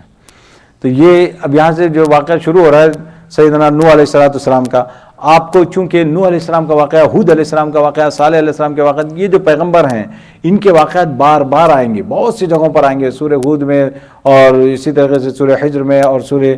کہیں مختصر کہیں لمبے اور کہیں اس طریقے سے الگ الگ پہلو اس کے اللہ تبارک و تعالیٰ بیان فرماتے ہیں۔ تو یہاں پہ اللہ تبارک و تعالیٰ نے حضرت نوح علیہ السلام کا واقعہ بیان فرمایا۔ حضرت نوح علیہ السلام کے بارے میں آتا ہے کہ حضرت نوح علیہ السلام آدم علیہ السلام کے بعد والے جو رسول ہیں، رسول کہلاتے ہیں، یعنی بعض ان کے پہلے رسول جو تھے وہ سیدنا نوح علیہ السلام، سب سے پہلے جن کو شریعت دی گئی کہ وہ حضرت نوح علیہ السلام ہے۔ اللہ تبارک و تعالیٰ نے آپ کو بڑی لمبی عمر عطا فرمائی تھی، 1000 سال یا جو بھی اس کے آس پاس کی عمر ہے، اور جیسا کہ آگے چل کر ہم کو معلوم ہوگا سورہ نوح کے اندر اللہ تبارک و تعالیٰ فرماتے ہیں کہ نوح علیہ السلام اپنی قوم کو 950 سال تک تبلیغ فرماتے رہے، 950 سال تبلیغ فرمائی آپ نے ان کے اندر، تو اندازہ لگائیے تو ان کی عمر تو اس سے آگے ہی ہوگی، تو 1000 سال یا اس کے آس پاس یا جو بھی ہے۔ تو اللہ تبارک و تعالیٰ نے نوح علیہ السلام کا جو معاملہ ہے وہ تفصیلی واقعہ تو ان کا سورہ ہود میں آئے گا کہ جس میں جو ہے ذکر آتا ہے ان کے بیٹے کے غرق ہونے کا، لیکن یہاں اللہ تبارک و تعالیٰ نے بس یہی فرمایا کہ بھائی جب آپ نے دعوت پیش کی تو ان کے جیسے کہ حسب معمول عموماً جیسے کہ ہوتا ہے کہ اس قوم کے جو سردار تھے ان لوگوں نے انکار کر دیا، ان لوگوں نے کہا کہ بھائی تمہاری بات کیسے مانیں گے ہم۔ سورہ ہود میں اللہ نے پورا ذکر کیا ہے کہ بھائی تمہاری بات کیسے مانیں گے ہم، تمہاری بات ماننے والے تو یہ سب نیچے درجے کے لوگ ہیں، یہ سارے جو ہے نا یہ بلو کالرز ہیں، یہ کیسے ہم تمہاری بات مانیں، یعنی یہ کچھ بیٹھتی نہیں ہے بات۔ اس طریقے سے جو ہے نا ان لوگوں نے ریجیکٹ کر دیا پیغام کو، وہ سب پہنچاتے رہے۔ تو اللہ تبارک و تعالیٰ نے وہی واقعہ یہاں پہ ذکر کیا، اور اس کے بعد آخر میں اللہ تبارک و تعالیٰ فرماتے ہیں فَكَذَّبُوهُ، انہوں نے جھٹلایا حضرت نوح علیہ السلام کو، فَأَنجَيْنَاهُ، ہم نے ان کو بچا لیا، وَالَّذِينَ مَعَهُ فِي الْفُلْكِ، اور جو لوگ ان کے ساتھ تھے تو ان کو کشتی میں جو ہے نا ہم نے ان سب کو بچا لیا، وَأَغْرَقْنَا الَّذِينَ كَذَّبُوا بِآيَاتِنَا، اور جو ہمارے آیاتوں کو جھٹلاتے تھے ان کو ہم نے ڈبو دیا۔ اب یہاں پہ اللہ تبارک و تعالیٰ نے کیا بتایا کہ نوح علیہ السلام کی قوم پر جو عذاب آیا، اللہ تبارک و تعالیٰ نے وہ پانی کا عذاب ان پر بھیجا، اور پانی بھی ایسا پانی کہ اوپر سے پانی آتا رہا، ان کے چولہوں سے اور ان کے گھروں سے جو ہے نا پانی ابلنا شروع ہو گیا۔ اب اتنا پانی شروع ہوا کہ بھائی آدمی کہاں تک جائے، یعنی بارش ہو تو 1 دن 2 دن آدمی سمجھتا ہے کہ بھائی اب رکے گی جب رکے گی، لیکن معاملہ ہے کہ موسلا دھار بارش بڑھ رہی ہے، جیسے کہ اللہ تبارک و تعالیٰ سورہ قمر وغیرہ دوسری جگہ پر بتایا موسلا دھار بارش، جیسے پورنگ بولتے ہیں، جیسے اب اتنی سخت بارش ہو رہی تھی۔ اور وہ جب نیچے سے بھی پانی آئے تو پھر کیا ہوگا؟ ان کے بیٹے نے کیا کہا تھا، سآوی الی الجبل، میں جہاں پہاڑ پہ چڑھ جاؤں گا، کتنا پانی آئے گا، پہاڑ پہ چڑھ جاؤں گا۔ اللہ نے یہ وہی بات ہے، وہاں بھی یہی دیکھیں گے، آج بھی دنیا ایسے ہی کرتی ہے کہ اللہ تبارک و تعالیٰ کی طرف سے کوئی نشانی آئے، اللہ تبارک و تعالیٰ کا جب عذاب آئے تو آدمی کہتا ہے کہ میں اس کا سہارا لے لوں گا، اس کا سہارا لے لوں گا، ٹورنیڈو آئے گا تو میں یہاں چھپ جاؤں گا، وہ آئے گا تو یوں کر لوں گا، سارے کچھ پلان تو اللہ بنا کے رکھتا ہے انسان۔ اللہ فرماتے ہیں جب وہ عذاب کی شکل میں آتا ہے تو پھر یہ سارے پلان تمہارے بیکار ہو جاتے ہیں، کوئی پہاڑ نہیں بچا سکتا، کوئی بیسمنٹ نہیں بچا سکتی، کوئی چیز آپ کو نہیں بچا سکتی۔ اس کے بعد اللہ تبارک و تعالیٰ نے حضرت ہود علیہ السلام کا جو معاملہ ہے، آپ کو جو ہے نا قوم عاد کی طرف بھیجا گیا تھا، حضرت ہود علیہ السلام کو، یہ میں ان کو لایا تھا دیکھنے کا مگر ابھی ٹائم نہیں ہے۔ تو گویا کہ یہ قوم عاد جو ہے یہ بھی عربوں کی نسل تھی، اور یہ لوگ آباد تھے کہاں پہ؟ یمن میں۔ حضرت عیسیٰ علیہ السلام سے تقریباً 2000 سال پہلے کی بات ہے کہ یہ لوگ یمن میں آباد تھے، اور وہاں کی جو ہے نا یہ جو واقعات وغیرہ اب آپ کو ملیں گے کہ یہ یمن، کیونکہ یہ شام اور جو ہے نا یہ عرب، ان کا جو مکہ جو ہے اس کے درمیان کا راستہ ہے، ان کے درمیان میں ان کی بستیاں وغیرہ پڑتی تھیں، اور اللہ تبارک و تعالیٰ نے، کیونکہ ان کی تفصیل بھی وہاں پہ آئے گی، اس قوم کو بھی اللہ تبارک و تعالیٰ نے بہت سی چیزوں سے نوازا تھا، اور ان کو جو ہے نا پتھر وغیرہ تراشنے میں جو ہے نا بڑی مہارت تھی، اور اسی سے جو ہے نا وہ آگے بڑھتے بڑھتے بت پرستی میں مبتلا ہوئے، ایسے بت پرستی کے بت تراشنے لگے، اپنے گھر بھی جو ہے نا یہ اس کے اندر تراش لیتے تھے، پہاڑ کے اندر گھر تراش کے جو ہے نا اپنا وہاں رہنے لگ گئے، بتانے کی ضرورت نہیں، پہاڑی کو تراش دیا۔ اب اندازہ لگا کہ کیا ہنر ہوگا وہ، اس لیے آج کل جو اس کی تصویر آئی ہے دیکھیے کچھ عرصہ پہلے کہ بھائی ان کی جو باقیات ہیں، وہ جو تصویریں جو ہے نا بتاتی ہیں کہ بھائی کتنے بڑے بڑے لوگ تھے ہوں گے، یہ کتنے لمبے چوڑے تھے، یہ اس کا سب اللہ تبارک و تعالیٰ نے مختلف جگہوں پر ذکر کیا، سورہ حاقہ میں اور ادھر ادھر آپ کو آئے گا انشاءاللہ۔ تو خلاصہ یہ ہے کہ بہرحال آپ نے بھی بہت دردمندی سے سمجھانے کی کوشش کی، لیکن ان لوگوں نے مان کے نہیں دیا، تو بالآخر اللہ تبارک و تعالیٰ نے اس قوم کو بھی جو ہے نا ہلاک کر دیا۔ اور یہاں بھی اللہ تبارک و تعالیٰ آخر میں یہی فرماتے ہیں، کیا ہے؟ فَأَنْجَيْنَاهُ وَالَّذِينَ مَعَهُ بِرَحْمَةٍ مِنَّا وَقَطَعْنَا دَابِرَ الَّذِينَ كَذَّبُوا بِآيَاتِنَا وَمَا كَانُوا مُؤْمِنِينَ، ہم نے جو ہے نا ان کو بچا لیا، اور ان کے ساتھ جو لوگ تھے ان کو ہم نے اپنی رحمت سے بچا لیا، اور اس کے علاوہ جو لوگ تھے ان کو ہم نے یہ ڈبو دیا۔ اب اس کے بعد اللہ تبارک و تعالیٰ نے دوسرا واقعہ بیان فرمایا حضرت صالح علیہ السلام کا۔ حضرت صالح علیہ السلام کا معاملہ بھی یہی ہے۔ حضرت صالح علیہ السلام جو ہے یہ بھی قوم عاد ہی سے آ رہے ہیں۔ یہ ثمود جو ہیں یہ قوم عاد ہی سے ہے، تو اسی وجہ سے ان کو عاد ثانی بھی کہا جاتا ہے، یعنی دوسرے نمبر والے، کیونکہ ان کے دادا جو ہے نا وہ آگے چل کے یہ ایک دوسرے سے مل جاتے ہیں۔ ان کے دادا کا نام تھا سمود، دادا کا نام تھا سمود، تو اس وجہ سے عاد اول اور عاد ثانی یہ کہلاتے ہیں، جس سمود کے بیٹے، تو اس طریقے سے یہ بھی انہی کی نسل ہے۔ تو اب یہاں پہ ان کا بھی معاملہ یہی ہے، یہ بھی جو ہے نا وہیں پہ آباد تھے، درمیان میں اس جگہ یعنی شام اور اس کے بیچ میں یہ کہیں یہ آباد تھے۔ اب اللہ تبارک و تعالیٰ فرماتے ہیں اس وقت جو ہے نا اس بستی کو، ان کی بستی کو حجر کہا جاتا تھا، حجر کہا جاتا تھا، اور آج کل جو ہے نا مدائن صالح کے نام سے یہ بستی جانی جاتی ہے، جہاں پر یہ لوگ آباد تھے۔ ان کے جو کھنڈرات موجود ہیں آج بھی جو ہے نا ان کی چیزیں باقیات موجود ہیں۔ ان کا کیا معاملہ تھا؟ ان کا بھی معاملہ یہی تھا کہ حضرت صالح علیہ السلام نے ان کو بہت سمجھایا، اور ان کا بھی یہی معاملہ تھا، تراشی بھی، عمارتیں وغیرہ، ان کے ساتھ بھی اللہ تبارک تعالیٰ نے یہی چیزیں، اور ان کو بھی اللہ نے خوب نعمتوں سے نوازا تھا، خوب نعمتوں سے نوازا تھا۔ اب لیکن معاملہ یہ ہے کہ کیا کریں، وہ ایک وقت آتا ہے انسان جو ہے نا پھر اپنی اصلیت پہ آ جاتا ہے، اور پھر جو ہے نا اللہ کے ساتھ نافرمانی اور بغاوت اس پہ اتر آئے، تو اللہ تبارک و تعالیٰ نے کیا کیا کہ پھر اس کے بعد انہوں لوگوں نے جو ہے نا مطالبے کیے الٹے سیدھے، ان کی بات نہیں مانی، اور بات نہیں ماننا تھا، نہیں مانتے ہوئے جو ہے نا انہوں نے کہا کہ بھائی اچھا یوں کرو کہ بھائی اس پہاڑ سے جو ہے نا کوئی اونٹنی نکال کے دکھا دو، اور اونٹنی بھی جو ہے نا گاہ بن چاہیے۔ اب حضرت صالح علیہ السلام نے کہا کہ بھائی معجزہ میرے ہاتھ میں نہیں ہوتا، میں کچھ نہیں کر سکتا، یہ تو اللہ کا معاملہ ہے، اللہ اگر چاہے تو دکھا دے۔ انہوں نے کہا کہ تم اس کے پیغمبر ہو تو دعا کرو، پھر تم خود کہتے کہ اللہ نے بھیجا تو اللہ سے مانگو، یعنی گویا کہ وہ بھی قوم جو ہے نا ان کو یوں کہتی۔ حضرت صالح علیہ السلام نے اللہ سے دعا کی، اللہ تبارک و تعالیٰ نے فرمایا کہ بھائی ٹھیک ہے، اگر وہ اس کا مطالبہ کرتے ہیں تو ٹھیک ہے۔ دیکھیے یاد رکھیں، اس سے پہلے بھی یہ بات میں آپ کو بتا چکا ہوں کہ اگر کوئی قوم کسی پرٹیکولر معجزے کا مطالبہ کرتی ہے اور اللہ تبارک و تعالیٰ وہ اس کو عطا فرما دیتے ہیں، اور اس کے بعد وہ ایمان نہیں لاتے ہیں، تو ان کی مہلت ختم ہو جاتی ہے، اس کے فوراً بعد ان کو ہلاک کر دیا جاتا ہے، کہ فوراً بعد ان کو ہلاک کر دیا جاتا ہے۔ اور بالکل یہاں پر بھی یہی ہوا، انہوں نے اس کا مطالبہ کیا، اللہ نے کہا ٹھیک ہے، تو وہ جو ہے نا اس کے باوجود بھی وہ ایمان نہیں لائے۔ ظاہر ہے کہ وہ دو چار گنے چنے جو چند لوگ تھے وہی ایمان لا سکے، لیکن باقی جو بڑی ان کی اکثریت جو تھی وہ ایمان نہیں لائی۔ تو حضرت صالح علیہ السلام نے فرمایا کہ بھئی تم ایمان نہیں لائے ہو، ٹھیک ہے۔ تو اللہ تبارک و تعالیٰ نے جو ہے نا کیا کیا کہ اس کو جو ہے نا یہ جو ان کی اونٹنی تھی اس کو ایک اللہ نے ایک نشانی بنا دیا۔ حضرت صالح علیہ السلام نے ان سے یہ کہا کہ بھئی دیکھو یاد رکھنا کہ تم کو جو کچھ ہو کچھ بھی کرنا، مگر یہ کہ اس اونٹنی کو تم سزا مت دینا، یعنی تکلیف مت دینا۔ وَلَا تَمَسُّوهَا بِسُوءٍ، دوسری جگہ آتا ہے وَلَا تَمَسُّوهَا بِسُوءٍ، اگر تم اس کو جو ہے نا کوئی تکلیف پہنچاؤ گے تو کیا ہوگا؟ فَيَأْخُذَكُمْ بِعَذَابٍ قَرِيبٍ، بہت جلد اللہ کا عذاب تمہیں آ پکڑے گا۔ انہوں نے وارننگ دی تھی، اللہ نے بتا دیا تھا کہ بھئی اس اونٹنی کا جو ہے نا خیال رکھنا۔ اونٹنی بھی تھی، اونٹنی کا بچہ بھی تھا، روایتوں میں آتا ہے کہ بعد میں جو ہے نا اس کا بچہ بھی اس کے ساتھ تھا، وہ گھومتے تھے، اور بڑی عجیب جسے کی عجیب الخلقت تھی، اللہ کی طرف سے آئی ہے تو اندازہ لگا لیں کہ کیا چیز رہی ہوگی۔ اور اس کا معاملہ یہ تھا کہ عجیب، جب وہ جس جگہ چرنے جاتی تھی، جب وہ چرنا شروع کرتی تھی سارا جنگل چر جاتی تھی۔ اب وہ دوسرے کمیونٹی کے جانوروں کو جو ہے نا کچھ ملتا ہی نہیں کھانے کے لیے اس دن۔ اب جب کسی کنویں پہ جا کے پانی پیتی، پورا پانی پی جاتی تھی۔ بھئی اللہ کی طرف سے ان کو آزمائش تھی، وہ تو اصل بات تو یہ ہے، اللہ کو آزمانا تھا۔ تو اس طریقے سے تم نے کہا تھا اونٹنی، تو لو اونٹنی آ گئی، یہی اونٹنی ہے۔ تو جب پانی پیتی تو پورا پانی پی جاتی ہے، کھانا تو سب کچھ۔ اب یہ لوگ پریشان کہ بھئی یہ کیا ہے، یہ تو بلا ہو گئی ہمارے لیے۔ اب ان لوگوں نے جو ہے نا پلان بنایا کہ بھئی کسی طرح سے اس کا صفایا کیا جائے، کسی طرح سے اس کو ختم کیا جائے۔ تو حضرت صالح علیہ السلام نے وارننگ دے دی تھی، اگر تم ایسا کرو گے تو اللہ کا عذاب آ جائے گا۔ اور بعض روایتوں سے معلوم ہوتا ہے کہ آپ نے 3 دن کی وارننگ دی، تو اس کے بعد وہ قیدار نامی ایک تھا، وہ جو ان لوگوں نے مل کے پلاننگ کیا، پلاننگ کر کے جو ہے نا نعوذ باللہ ان لوگوں نے پلان کر کے جو ہے نا اونٹنی پہ اٹیک کیا، اٹیک کر کے جو ہے نا اس کی کوچے کاٹ دی، پھر اس کے بعد اونٹنی گر گئی اور بالآخر وہ جو ہے اونٹنی مر گئی۔ تو ان لوگوں نے جب جیسے اونٹنی کو مارا، حضرت صالح علیہ السلام نے فرمایا کہ بھائی 3 دن ہے تمہارے پاس، 3 دن ہیں، اور ان 3 دنوں کے اندر بھی دیکھنا کہ تمہارے جو ہے نا یہ چہرے جو ہے نا بدلتے جائیں گے ہر دن الگ الگ۔ پہلے جو ہے نا پیلے پڑ جائیں گے، پھر تمہارے چہرے یہ سرخ ہو جائیں گے، اور پھر آخر کار تیسرے دن کالے پڑ جائیں گے، پھر اللہ کا عذاب آئے گا۔ اور بالکل وہی ہوا۔ اور ان حرکتوں کو دیکھ کر بھی کہ توبہ کر لیتے کہ بھائی پیلے پڑ گئے، اس کے کہنے کے مطابق چہرے تو آج پیلے پڑ گئے تھے، لیکن ان کے اندر یہ اور بڑھ گئی، ان کی انا اور بڑھ گئی۔ یہ تو ایسے ہی ہے کہ اس سے کیا ہوتا ہے، چہرے پیلے ہو گئے تو کیا ہوا، لال ہو گئے تو کیا ہوا، ایسے بس یوں اپنی انا میں رہے اور عذاب آیا اللہ کا عذاب نہیں جو ہے نا۔ اب اللہ کہتا ہے کہ عذاب جو ہے نا یہ شدید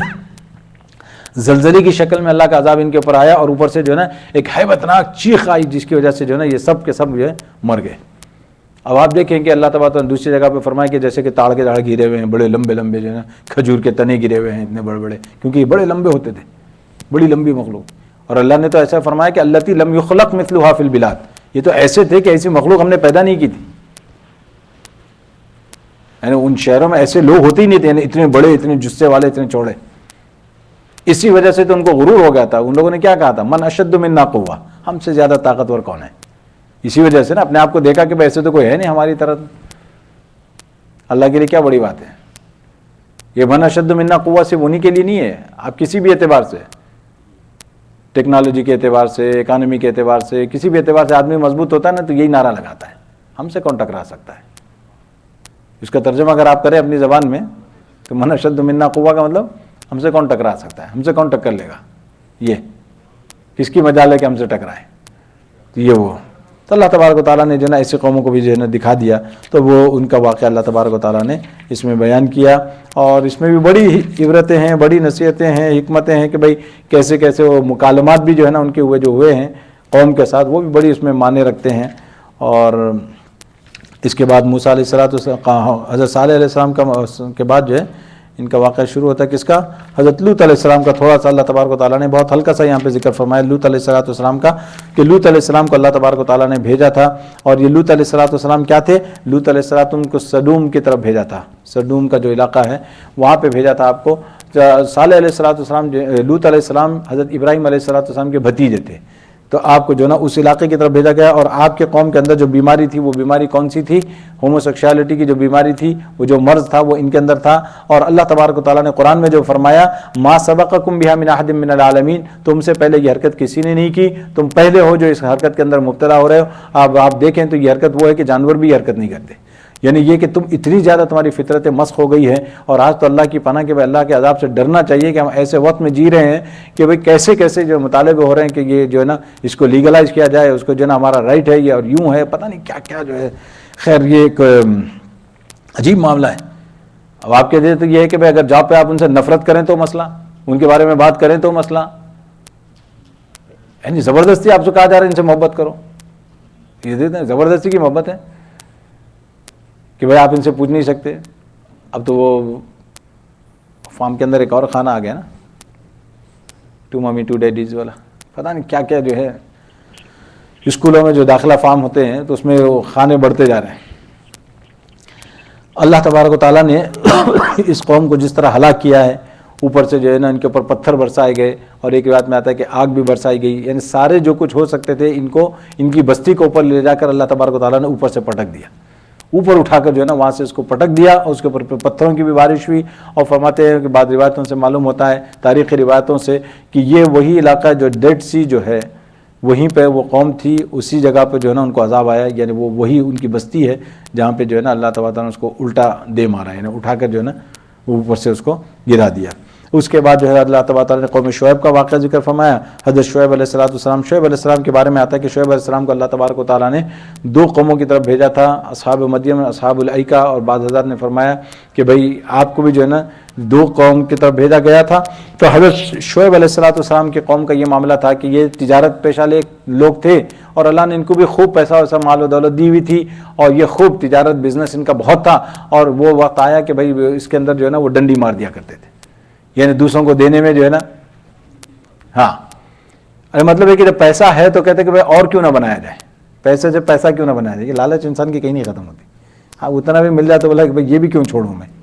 ذرا اس کو بھی جو ہے نا تھوڑا سا اس میں بچا لوں۔ تو یہ ان کے چوراہے ہوتے تھے، چوراہوں پر جو ہے نا ان کی یہ تھی، یعنی جہاں سے گزرگاہیں تھی لوگوں کی، سب قافلے وہاں سے گزرتے تھے، وہاں پہ ان کے بزنسز تھے، اور مجبور تھے لوگ چیزیں خریدنے پہ، تو وہاں پہ جو ہے نا اسی جگہ پہ بیٹھ کے یہ لوگ اس طرح کی حرکتیں کرتے تھے۔ تو اللہ تبارک و تعالیٰ نے اس پہ بھی وارن کیا ان کو، اور کہا کہ واوفوا الکیل والمیزان، کہ بھائی تم جو ہے نا ناپ تو پورا دیا کرو، ولا تبخسوا الناس، اور گھٹا کر مت تولو لوگوں کی ان کی چیزیں، ولا تفسدوا فی الارض بعد اصلاحها۔ لیکن بات وہی ہوئی کہ یہاں بھی جو ہے نا یہ مانے نہیں۔ اور شعیب علیہ السلام کے بارے میں آتا ہے کہ شعیب علیہ السلام کو اللہ تبارک و تعالیٰ نے زبردست خطابت کا ملکہ عطا فرمایا تھا، زبردست تقریر فرماتے تھے، اور زبردست بات جب بولتے تھے تو اچھی طرح سے سمجھا کر، اسی وجہ سے آپ کا لقب تھا خطیب الانبیاء، انبیاء میں یعنی تمام نبیوں میں جو ہے نا خطیب یعنی خطبہ زبردست جو ہے نا حضرت شعیب علیہ السلام دیا کرتے تھے۔ اس کے باوجود آپ کی قوم مان کے نہیں دیا آپ کو، اس کے بعد جو ہے نا اب آپ دیکھیں شعیب علیہ السلام ہی کا واقعہ چلتا ہے، اسی میں جو ہے نا 9واں پارہ شروع ہو جاتا ہے، اور آگے اللہ تبارک و تعالیٰ نے جو سیکنڈ رکوع آتا ہے 9ویں پارے کا، اس میں اللہ تبارک و تعالیٰ نے بہت ہلکے انداز میں بتایا کہ بھئی کسی قوم کے اوپر ہم جب عذاب بھیجتے ہیں تو کس وقت بھیجتے ہیں اور کیوں بھیجتے ہیں، اس کی اللہ تبارک و تعالیٰ نے بات بتائی۔ اور اس کے بعد جو ہے نا جو تیسرا رکوع شروع ہو رہا ہے، تیسرے رکوع میں موسیٰ علیہ السلام کا واقعہ وہاں سے شروع ہو رہا ہے۔ اب جب وہ واقعہ وہاں سے شروع ہوگا تو اب آپ کو جو ہے نا آخر تک، آلموسٹ آخر تک جو ہے نا اس صورت کے آلموسٹ آخر تک سمجھے 3 یا 4 رکوع پہلے وہاں تک جو ہے نا حضرت موسیٰ علیہ السلام کا واقعہ چلے گا، اور اس واقعے کو انشاءاللہ بہت ہلکے انداز میں کل سے جو ہے نا ہم اس کو تھوڑا تھوڑا پڑھتے ہوئے چلیں گے، کیونکہ اس میں جو زیادہ تر تفسیر ہے یہ تو یہی جادوگروں کا معاملہ ہے، اور اس کے بعد اللہ تبارک و تعالیٰ نے جو عذاب قوم یعنی ان پر فرعون کے اوپر بھیجے تھے، اور فرعون کے لوگوں پر اللہ تبارک و تعالیٰ نے جو 9 قسم کے جو ان کے اوپر عذاب بھیجے تھے ان کا تذکر آتا ہے۔ اور اس کے بعد جو ہے نا یہ فرعون جو ہے کیا اس کے بعد اس نے جو حرکتیں کی، بچوں کو قتل کرنا وغیرہ، اور پھر اس کے بعد وہاں سے شروع ہوتا ہے معاملہ موسیٰ علیہ السلام جو تورات لینے کے لیے طور پر تشریف لے گئے تھے، وہ تفصیلی واقعہ وہاں سے شروع ہوتا ہے، کیا کیا ہوا، کیسے ہوا، پھر وہاں پہ جا کر جو ہے نا موسیٰ علیہ السلام نے اللہ کو دیکھنے کی درخواست کی، یہ ساری چیزیں جو ہے نا وہاں سے تفصیل سے آتی ہیں۔ اللہ تبارک و تعالیٰ کی توفیق سے انشاءاللہ کل ہم اس کو پڑھیں گے۔ اللہ تبارک و تعالیٰ میں قرآن مجید کو صحیح طور پر سمجھنے اور عمل کرنے، اس کو فالو کرنے کی توفیق عطا فرمائے۔ وآخر دعوانا الحمدللہ رب العالمین۔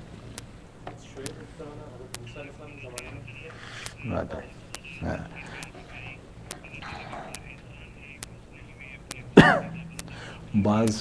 کیا چیز زمانہ ہی کی، ہاں